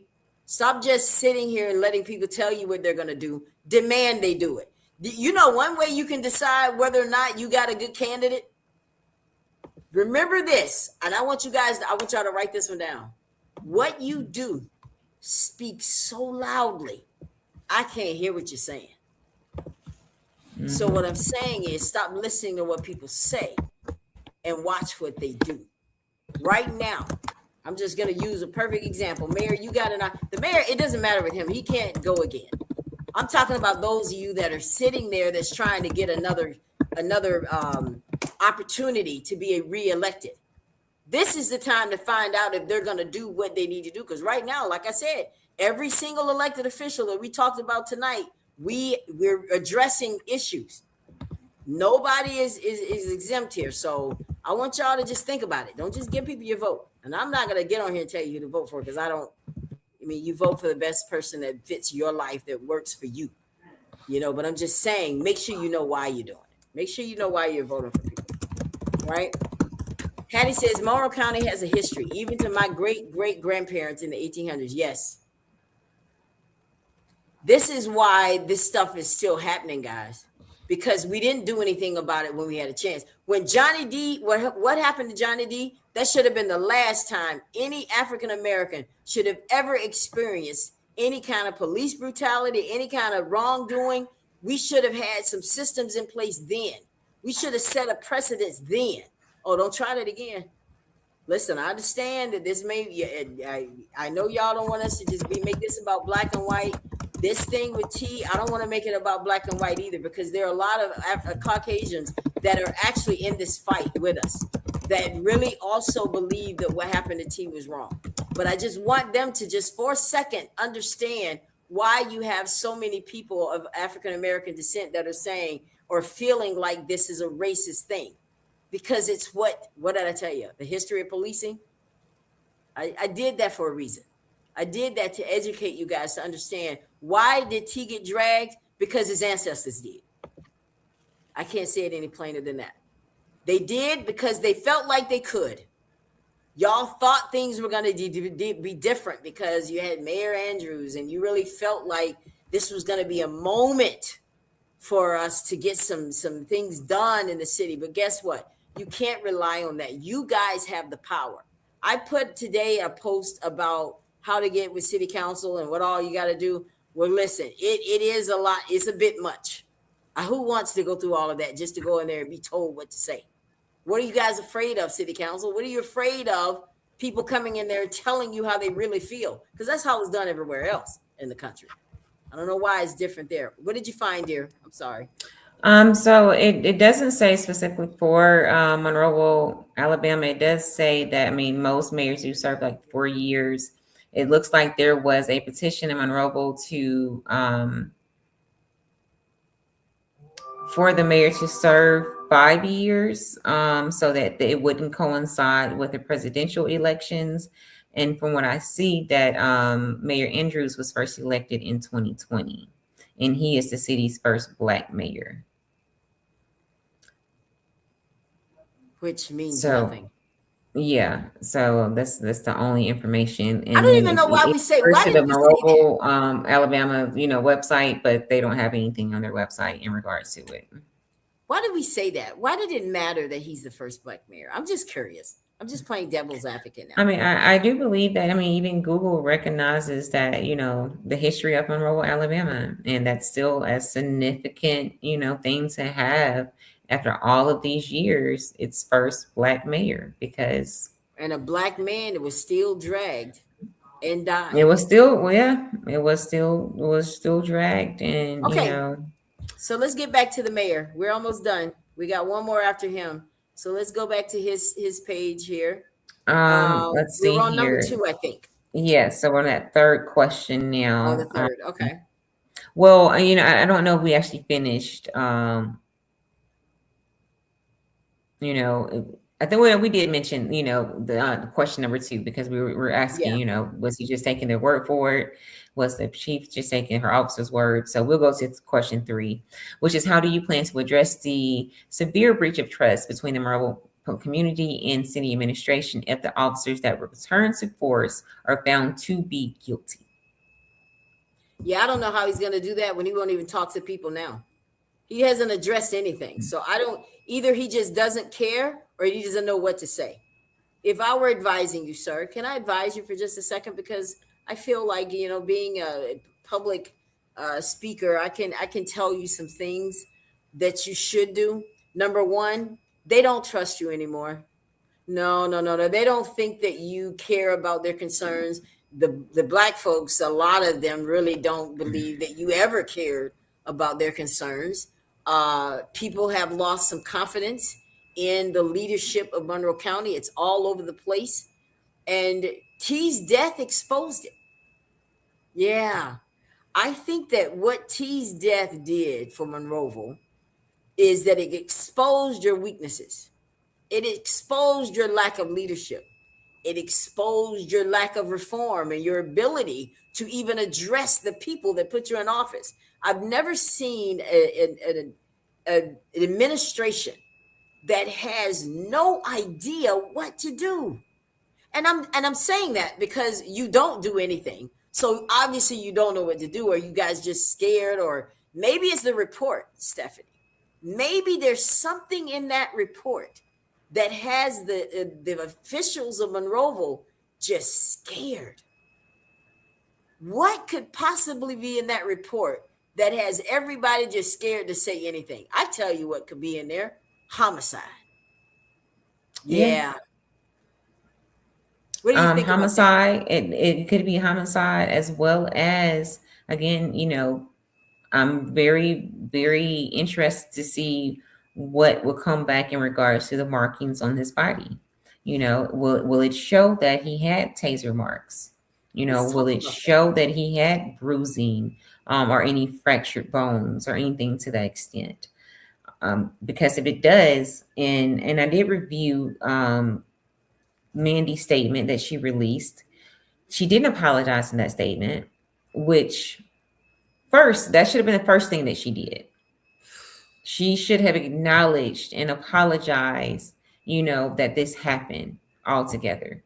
And from what, just rereading this statement, mm, it does kind of, spark a little anger in me. And because it seemed like that main purpose was to divert, any type of accountability from her department. So not only did Mm, she not apologize, she did give a time frame on when the uniform, and it's another thing that I recognize. Okay, she said that around 2:30 is when the uniform patrol officer saw T walking. The dispatch report that was on that somebody put on it, and I can't say for 100% certainty that that is the dispatch that happened that day, but mm-hmm. according to what I'm reading on it, it does seem very likely that it is. But that dispatch report is noted. The time frame on there is, let me go back, just to give you the exact time frame on that. But I believe it was like where is it? 3:03 303. p.m.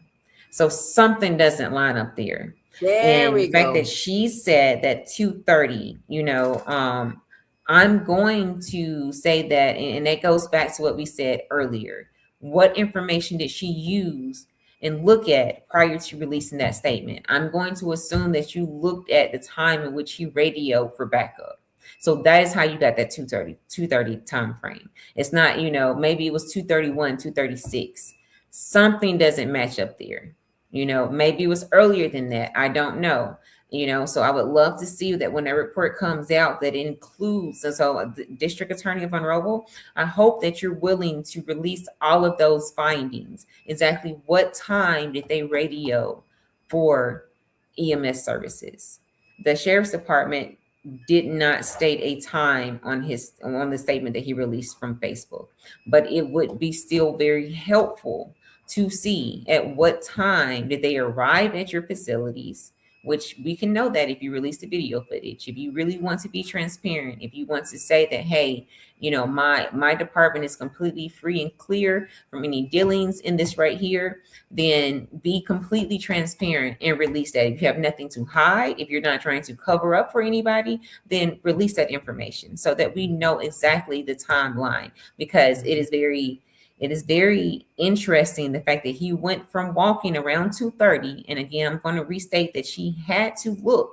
I'm just going to believe in my heart that she looked at least some reports, at least some body cam footage, and something besides just taking their absolute word for it at the end of the day, because you need to be unbiased.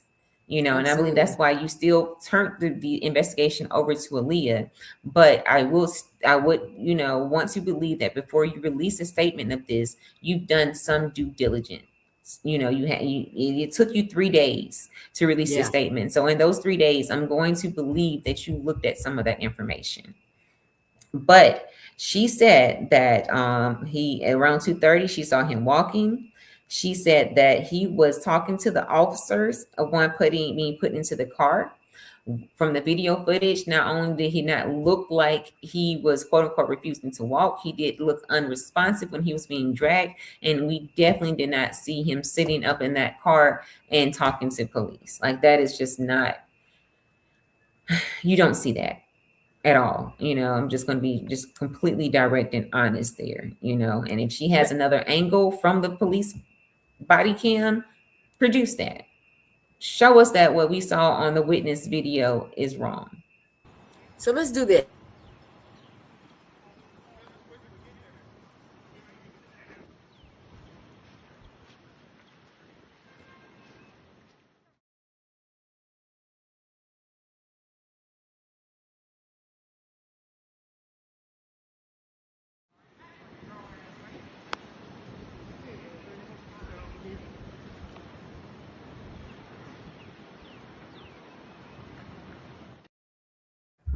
He was Cross. he was picked up there Yes. and put For into that Mandy, vehicle. for you to say that he was alert and talking to officers, you need your badge. Your badge, it needs to come immediately. That Mm. was just piss poor investigative work. That was horrible, that statement. That's why people don't trust you guys. You literally lied. Nothing you said in that statement matches what we just saw. Girl, you and I both feel the same way when it comes to that video. And then let me say this: what he did say, and then in Eric White, I'm going to respond. I want to respond to your comment there too. She said that not until the arrival to the detention center did he become unresponsive. So again, by for her to state that in her statement, I'm going to assume that she looked at body cam and not just based it completely off of her officer statements, that he was unresponsive, not until he arrived at the detention center, according to her own statement that was put out. And I'm going to, since she actually signed her name at the bottom of this, she might not have typed it up, but I'm going to assume that she wrote it up and she at least reviewed it before it was published and put out to the public. I'm looking for, I'm trying to see if it's on this here. What's happening? Trying to see on what statement was it put out that all body cam footage was turned over. I think that was in the newspaper. I don't know if it was in the statement or not, but I do remember reading that they turned over all body cam footage, all evidence to SBI. I remember seeing it somewhere. Yeah. And it did say that all body cam. And I think when we were talking to a previous guest, he did say that Monroe County does wear body cams. So I So do would Monroe I would cops have think, body cam? Yeah. yeah, I would think to imagine that out of all the officers there that was there that day, somebody had their body cam on. But it does go back to show, who was responsible for turning over all of that evidence.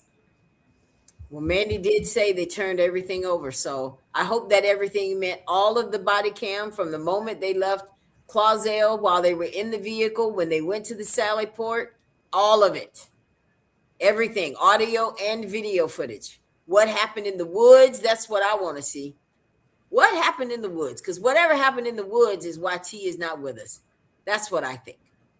That's what I think. All right, we got one more thing here on the mayor. Let's finish him up. Then we're gonna hit the DA, and then we're out of here, guys. Okay, We so say the DA for last.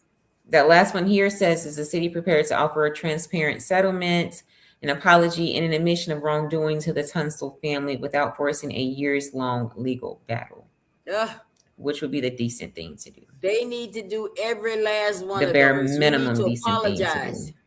And I ain't talking about a Facebook post. You need to look this woman in her eyes, her and his grandmother, and you need to say, the city, on behalf of the city of Monroeville, we are sorry. We're sorry. Mhm. Okay. And yes, you do need to pay, and you need to pay the max to what has happened to her. And the reason I say that, Stephanie, it's not so much that he's dead and because sometimes things can get out of hand. Maybe you did too much of the tasing allegedly. Maybe you did too much of the pepper spray allegedly. You didn't quite know, but you did try to get him some help. Though that's a whole different kind of thing. But you guys tried to lie about it. That's when we stop being nice. That's when we stop caring what you think. You tried to lie and you weren't really good at it. If we didn't have that video, Stephanie, this would have probably already been swept under the rug. They would have gotten away with just saying, yeah, it was an accident. But because we have the video, we are able to see that your officers neglected their duty to this young man. All right, we're gonna go ahead and move to the DA so we can get out of here. We're running a little behind. All right, we saved the best for last, Mr. DA. All right, guys, we're gonna close this poll real quick here. It looks like the homicide won, so it looks like that's what you guys think. So you guys see that, City Council, Mayor, everybody, Mandy, all of you. People think your officers killed T. Tunstall. I didn't say it. It's right here on the poll. So we're going to stop that poll. All right. So now let's get started with the DA. Okay, so this is vitally important here since right now Aaliyah has, concluded their investigation and is now in the hands of the district attorney of Monroe County. So we want to pose these questions to you, Attorney Watson. If I'm not mistaken, that is his name, Todd Watson. Todd Watson, that's correct. Yes. Okay. So, Attorney Watson, will your office immediately present homicide or manslaughter charges against the involved officers to a grand jury? And I would like to kind of also add to that, which officers will you include in that? Will it be the officers who confronted him in the woods? Will it be the officers who actually drug his body down the pavement? Will it be the officers in which, that transported him to the jail? And will you be transparent in telling the community which officers was involved in which scenes of this entire incident? We know the officer, who initially saw him walking in Clausdale, but, was the same officers that confronted him in the woods, the same officers that drug him, and the same officers that transported him. Well, I think what the DA needs to weigh is you need to find out, sir, what these officers that are still in active duty, you need to find out what they're up to now. Okay? Absolutely. Because you're making it harder for the city, because if they're out there causing and harming people and they shouldn't even be working, then you need to pay out a little bit more because of that, because now you're even being more negligent. If you have the report, now you're the one who has the report. I don't know who all you've shared it with, but you've shared it probably with the mayor, your chief of police. You've probably been talking to him like, Mandy, what's up? You said that he was arrested without incident. Well, that's not what Aaliyah said. They seem to think your officers did a little bit more than talk to T. Okay? So what you should not be doing at this point, district attorney, is you shouldn't be picking sides. You're there for the people, all people, not for the mayor. You're not his do boy. You're not. He had his chance to do the right thing. He blew it. So you shouldn't be listening to him at all, because he doesn't even know how to run the police department. So how is he going to tell you how to do your job? So what you have to do is you have to consider the law. And you know that you got that report in front of you. And if you guys are saying, well, Leah got it wrong, I mean, that's a whole different thing. But don't try to spin this around to try to make it work out for these officers to fit what y'all did so you won't get sued. It's too late for all that. Okay? You make a very excellent point, because, and I will present this to whoever who's watching who may know the district attorney. If that report comes back and you're, now deciding who you're going to charge, but that these officers are on active duty right now, since this is back into your hands and that they are responsible, if something happens to someone else in the meantime, who will hold accountability for that? Will the district attorney hold any type of accountability because you didn't send that communication to the police chief or to the mayor, or to city councils and say, hey, we need to pull these officers back off of active duty immediately? Even if you're still doing your investigation, if you know that right now they are culpable, you should get them off of the force, because if something else happens, then I feel like, yes, I hope they all sue you. To be held accountable as well. I hope they all sue you. I hope that anyone that's out there being terrorized by any of those officers, I hope you all sue them. Because DA, I'm being honest with you, it appears like you're being even more negligent, okay? Because you got the Absolutely. report. Now, maybe Absolutely. Stephanie, the report doesn't say homicide. Maybe it says they're not responsible. And But it then may not. If why? it says it's not responsible, then hey, that makes your job very easy. You know, if it says it's not responsible, then at this point, then you should have already let the community know that and put the minds of his family mind at rest, his mom's mind at rest and at ease, as well as the community. Like that should be a easy Now, thing to you and I do. both know, Stephanie, if these guys were not responsible, we would have heard it by now. I do feel like we would have heard it by now. It would have been plastered Um, all over the front page. Officers not liable. But we don't because see what that we what because we y'all have were seen very in quick to put different. those.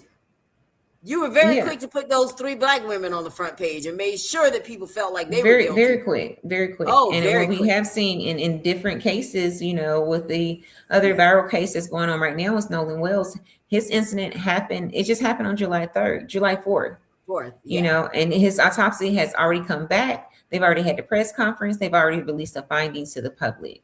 So we see how, and that's just Mississippi, and so we see how quickly these things can happen. Yeah.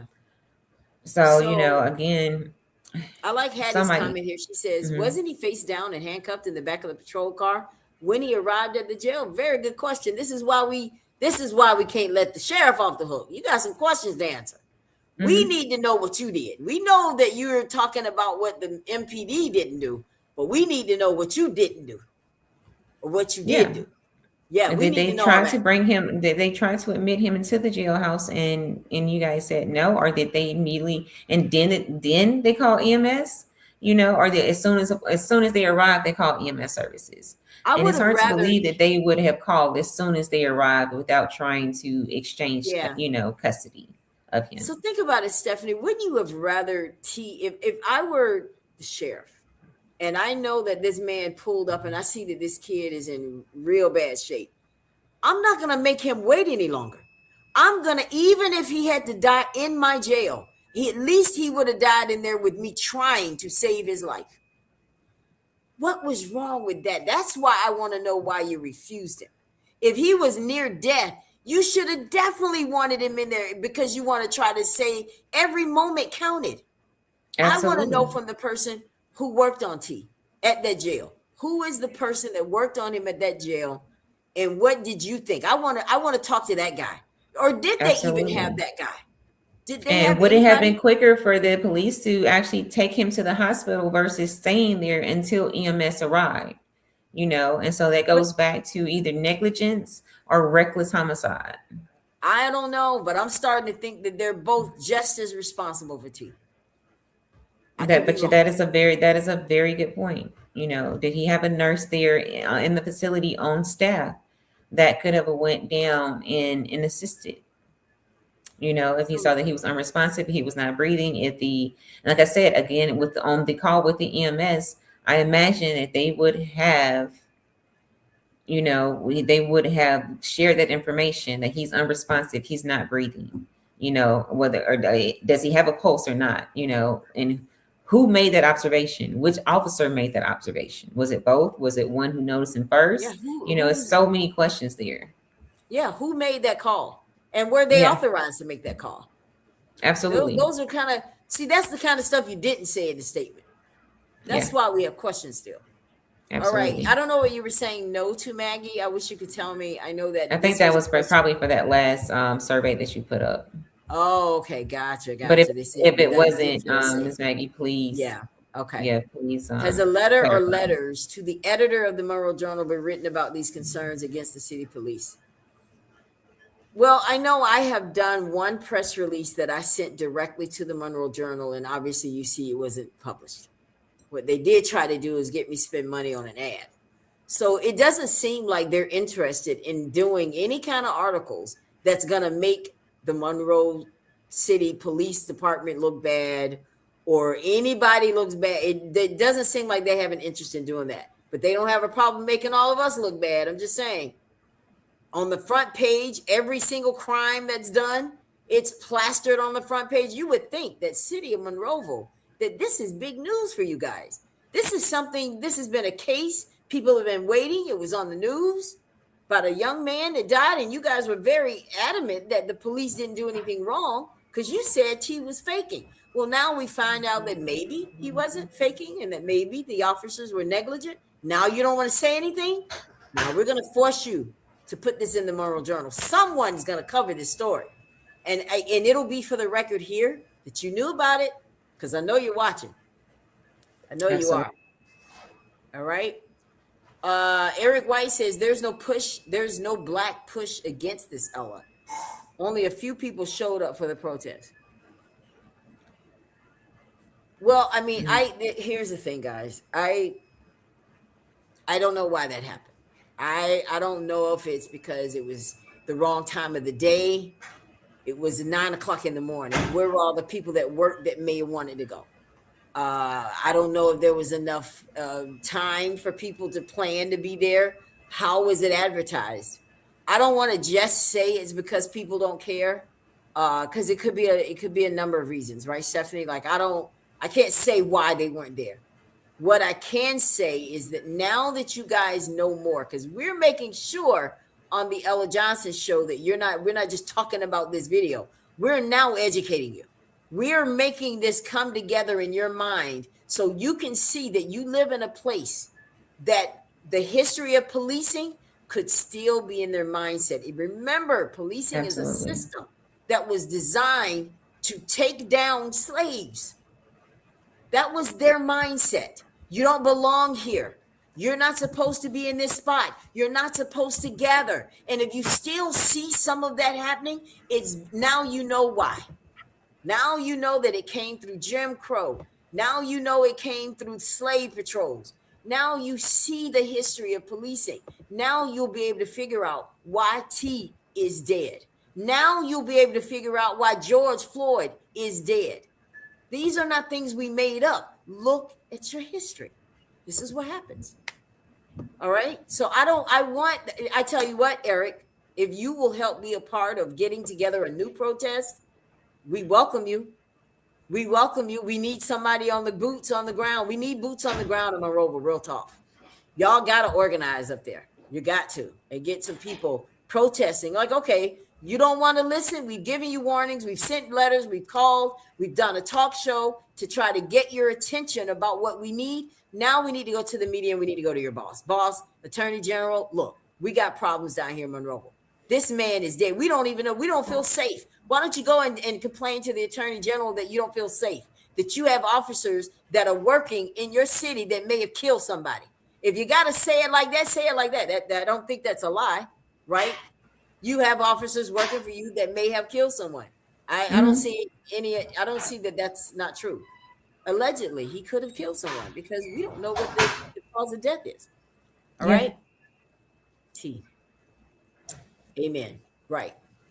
Okay, so let's finish up with with the DA. We're going to get out of here, guys. Okay. So that the third question we hear is in which is a very reasonable act, and something that, DA, you should really heavily consider. Given your daily working relationship with the Monroe City Police Department, will you recuse yourself and appoint an independent special prosecutor to avoid a conflict of interest in this case?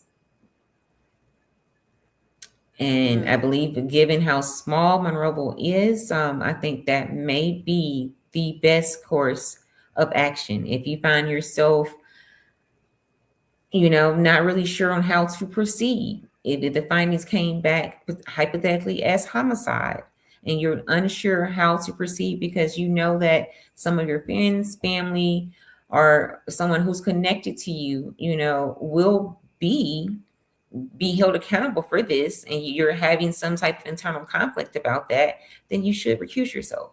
You should bring another special prosecutor in, even to show fairness to the community. You probably should bring in a special prosecutor for this. I think that's a good idea. Absolutely. I don't know why he feels like he can't handle this one.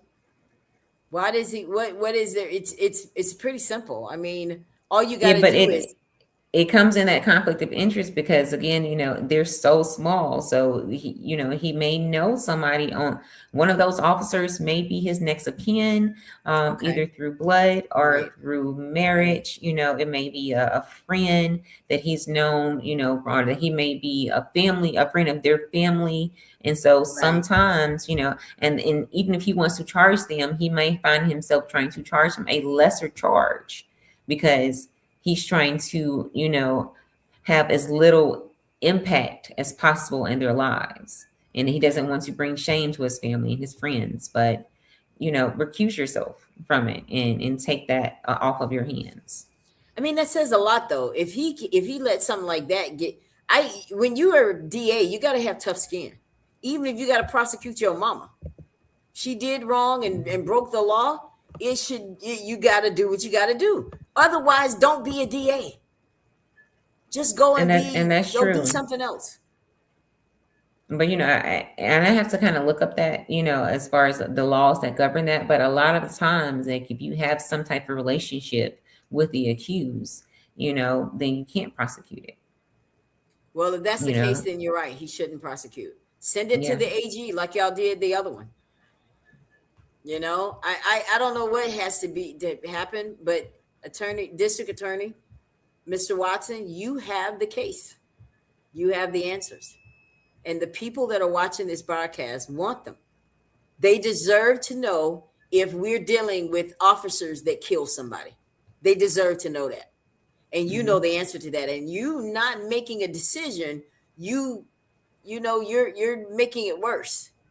You're part of the problem as well if you do not go ahead and let these officers, because just like Stephanie said, you made a good point earlier where you said because you have the report, you should call up the mayor. Hey, are those guys still working? Yeah. Oh, no, no, no, I'm absolutely. gonna need y'all to take them off. I'm gonna need you to take them off. You're gonna have to find somebody else. I can't. I see the report and I see what Aaliyah thinks about your officers, and it's showing what they did. I'm looking at the body cam. I can't believe y'all didn't see it, but I'm looking at the body cam and I'm seeing that these guys are a little, they're liable for what happened to T. We can't let them be out here arresting people because if this happens again, then we're gonna even be more in trouble, hot water, because you hmm allowed them continue to be there working. So DA, it's on you now. It's on you. So we're going to give our last words for the DA and then we're going to get out of here. What is it that you would like to see, Stephanie, the DA do as of tomorrow morning? What should he do? I would love to see him to give a timeline of, his office investigation now that he has the report back from Aaliyah. I would like him to make contact and give the family an update of what's going on, give them an opportunity to review, if possible, the information that has come from Aaliyah and potentially, even recuse himself. And I would definitely love to see him, like you just said, share that information with the police chief, with the mayor, and say, hey, if anybody is accountable, then they should be pulled off of active duty. At least out of the community. If you want to put them on a desk job, hey, and I wish he would have actually just kind of had that type of counsel from the beginning. Like when he saw that they were going to go back out into back into like active in policing the streets of Monroe County, even if the mayor said that he needed them back on staff, you should be able to call. The mayor should have been advised to call people from a different district, or from a different city, Right. the same way that when Absolutely. there are fires in different fire companies, fire departments come from, the city of Frisco and Excel and things like that, then if he needed other people, and evidently you didn't need them that much to have a supervisor, right along with them. So at least one of them could have The been, problem is the supervisor isn't riding along with them. I mean, yeah, from my understanding, I guess they're not no longer riding along with them, but even from the This get is go, you could have crazy. just put that supervisor on the street themselves instead of putting the officers back out there. And I would actually like to address that last question that was for the DA, and which we kind of just hinted on Okay, yeah, let previously, me pull it back up which then. was just saying like, what officers will be charged, and maybe that's part of his investigation now. Will be, is it the ones who confronted him in the wooded area, the ones who drug his body, the ones who drove him to the police detention center, and will it be anybody from that county detention that will be held accountable for any potential inaction to save his life. So yeah, I would love to, see him at least make a statement and say, hey, we're considering it from all angles. Yeah. Yeah, Because the longer you keep them out there on the field, the worse it's going to get for Monroe absolutely. County. Yeah.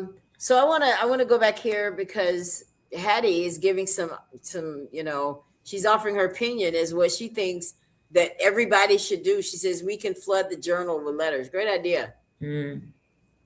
Write letters. I mean, who forces them to instead of writing letters to the journal? We already see that they're hesitant on bringing this story out. Call WKRG. Call your other local stations there and tell them, listen, I am you know what? Don't worry about it. I'll post something tomorrow. I'll tell you what to say. How about that? Let's take this because let me tell you, DA, if you're not going to hold them accountable, then we're going to have to try to do it the best way we can. And I know one thing that MONROE doesn't want is more attention on this situation. Because, see, you guys have a history of just letting stuff linger and not getting it done, and then it becomes a bigger issue. Okay? We need to feel confident that the city officials, the elected officials, can do their job. Is that too much to ask? Like, just do your job. Just call a press conference.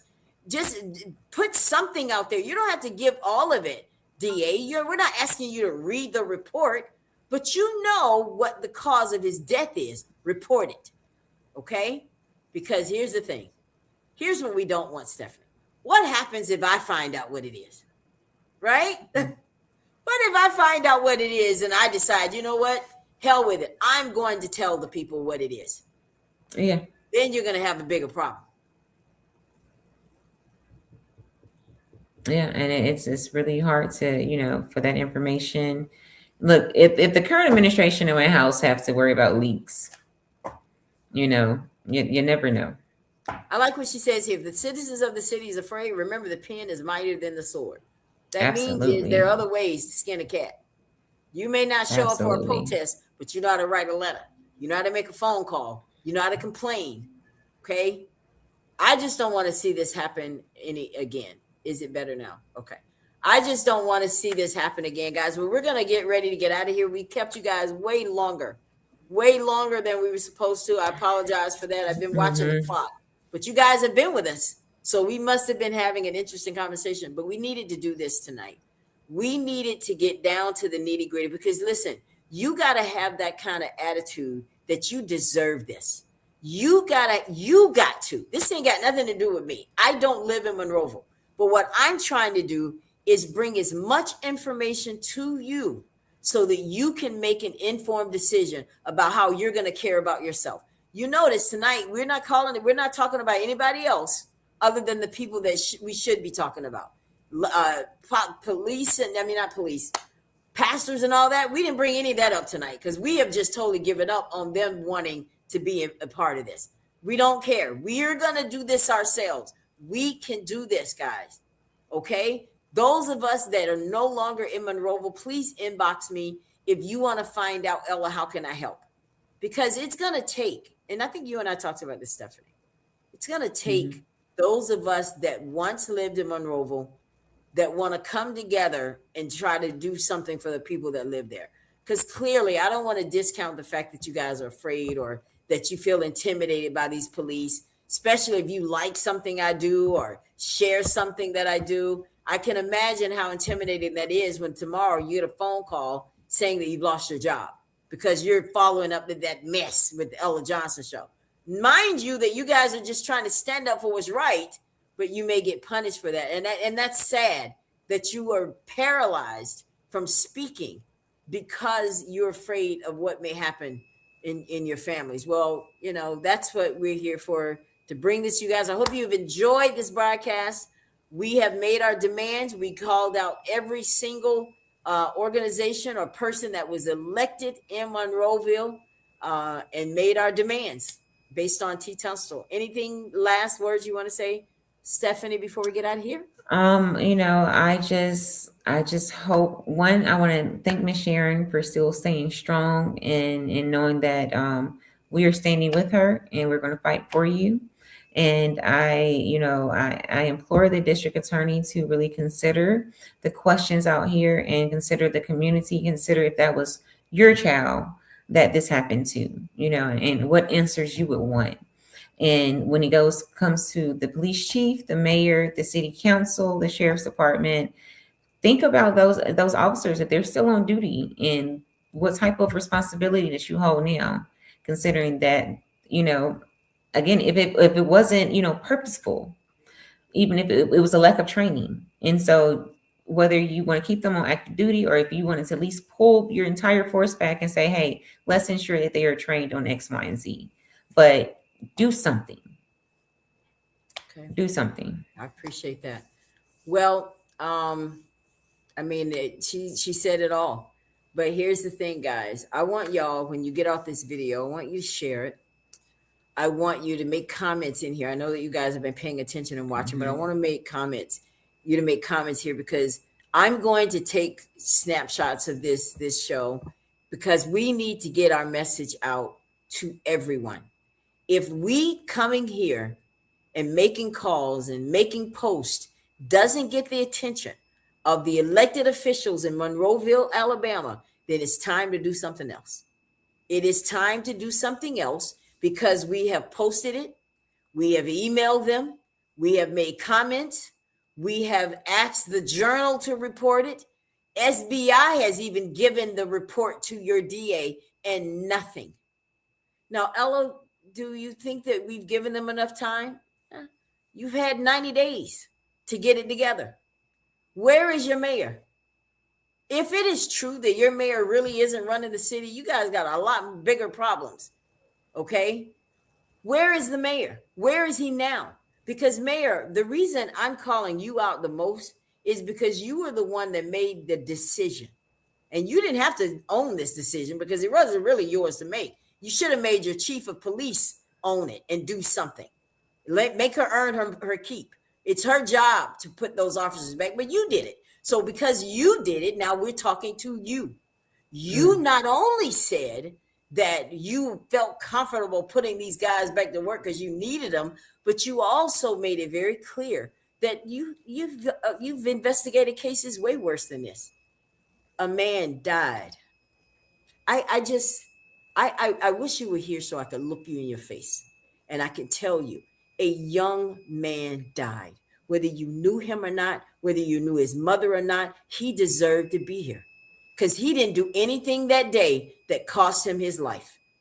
Okay, he had a warrant out for his arrest. You don't even talk about that. But okay, he had a warrant out for his arrest. You arrested him, but you didn't have to kill him. Let him go to jail. Let him do his time. Let him answer to the courts the way it was designed. But no, Absolutely. you took it upon yourself, officers, and you did something to this young man. And I'm going to say allegedly one time, okay? Because everything I'm going to say is alleged. Okay? I'm not going to keep saying it. But what I'm telling you is that what your officers did in those woods may have cost him his life. And I don't care if they got families or not. I don't care about that because this is part of the job. If you don't do your job and you kill somebody, you may be taken away from your family. Because guess what? Y'all took T away from his, allegedly. Right? So it's very important at this point. This isn't even about who's right or who's wrong. Right now, this is about a human being lost his life, and you can do something about it, and you're not. And I'm telling you, I know that maybe President Barack Obama was excited about you. I know you came personally recommended by him, but that doesn't mean anything right now. I don't care anything about all the stripes on your sleeves. I don't care about what you've done. I don't care about all the accomplishments. That's great. But there's a time for that. Right now, I need you. I'm asking you to do the right thing, sir. Do the right thing. Put these officers off. Find somebody that can take their place. If you need to go to the sheriff and use some of their deputies, I don't care what you do. But you can't just Absolutely. let these guys sit there knowing they may have a hand in taking someone's life. Why? Because they could? Why? Because they know you're not going to do anything? Because they know Mandy's not going to do anything? Well, guess this. Everybody got a boss, and you got one too. Who is your boss? The Attorney General. So if you, sir, do not know how to do your job, then you don't need to be there. And this is why I personally think that there needs to be oversight, because none of y'all know what to do. Someone needs to tell you. And somewhere along the line, sir, you lost it. Somewhere along the line, you forgot what you're there for. Somewhere along the line, you forgot the people that put you there. You sat on that courthouse steps and you told them what you were going to do. You made promises to them. Well, guess what? Right now, the community needs you. And her name is Sharon Tunstall, Josephine Johnson. Both of these women needed to hear from you, sir, and you couldn't even do it. You couldn't look this woman in her face and talk to her as a grieving mother. You couldn't do it. So you're not ready for this position, because this type of thing requires real leaders. How can you lead lest you learn how to follow, sir? And right now, MONROE needs good leadership. MONROE needs somebody that can make that decision. So this show tonight was so that we, on behalf of the citizens of MONROE, because somebody's got to speak for them. And if you're not going to do it, I will. And you can call me all the agitators you want. I'll be that. I'll be an agitator. I'll be a wig wearing agitator, if that's what it takes. Whatever it takes to get through to you so this mother can get justice for her son. That is what the Ella Johnson Show is committed to doing. And tonight, we wanted to just give you guys, this is the first one. This is our first time saying it. And this is my proof that you knew. So this is what I'll tell the Attorney General. This is what I'll tell Thomas Jackson, Shamari Figures. Because guess what, guys? Y'all need to get on it too. Oh, yeah, we're going to call. We forgot to do one for them. We haven't forgotten about you. Because you know what? Y'all started out strong. Y'all started out strong. So Thomas Jackson, if you really want to know what the results are, because remember, when you on my show, you said, well, Ella, you know, we just got to wait for the investigation, which I thought that was malarkey anyway. But you said we got to wait for the investigation. So the investigation's here. And I think you're running for an election too, if I'm not mistaken. Why should people re-elect you, sir? Why should they re-elect you to do the same thing and get the same results? If you can't get the mayor to do something, who can? Who's going to get you to do your job? Because at this point, we're calling everybody out. That's just how it is, whatever it takes. Well, I'm going to get out of here. Absolutely. Thank you guys so much. Did you have anything else, Stephanie? No, I mean, I completely agree with you. And I will say this: if the mayor is in a position, like you said, if he allegedly potentially is not in a position right now where he's able to run the city, then whoever the mayor pro temp is in that position, then stand up, and do what you need to do in the stead of his absence, if he is indeed absent from the office right now. So, and if the mayor is experiencing some kind of medical, please, on behalf of the Ella Johnson Show, we're very sorry about whatever misfortune he may be going through, because I don't want to discount that. But at the same time, absolutely, we are in a situation where leadership has to really kick in. And if you're the leader that you made people believe you are, you'll step down and let somebody take over this case so that the citizens of MONROE are not shortchanged just because you're absent. That's all I got to say. We're ending the program tonight. Thank you all so much for tuning into the Ella Johnson Show. Thank you for having me. See you again Sunday. We'll be right Absolutely. back. 7 p.m. Eastern, 6 p.m. Central. You guys have a great evening, and we'll see you next time. Good night. Thank you so much for tuning in to the Ella Johnson Show. We'll see you next time. We are supporters of the Ella Johnson Show. We live in South Korea. We have been watching Ella Johnson Show for like a year now, and we love her show. Her show is very inspirational, motivational, and educational.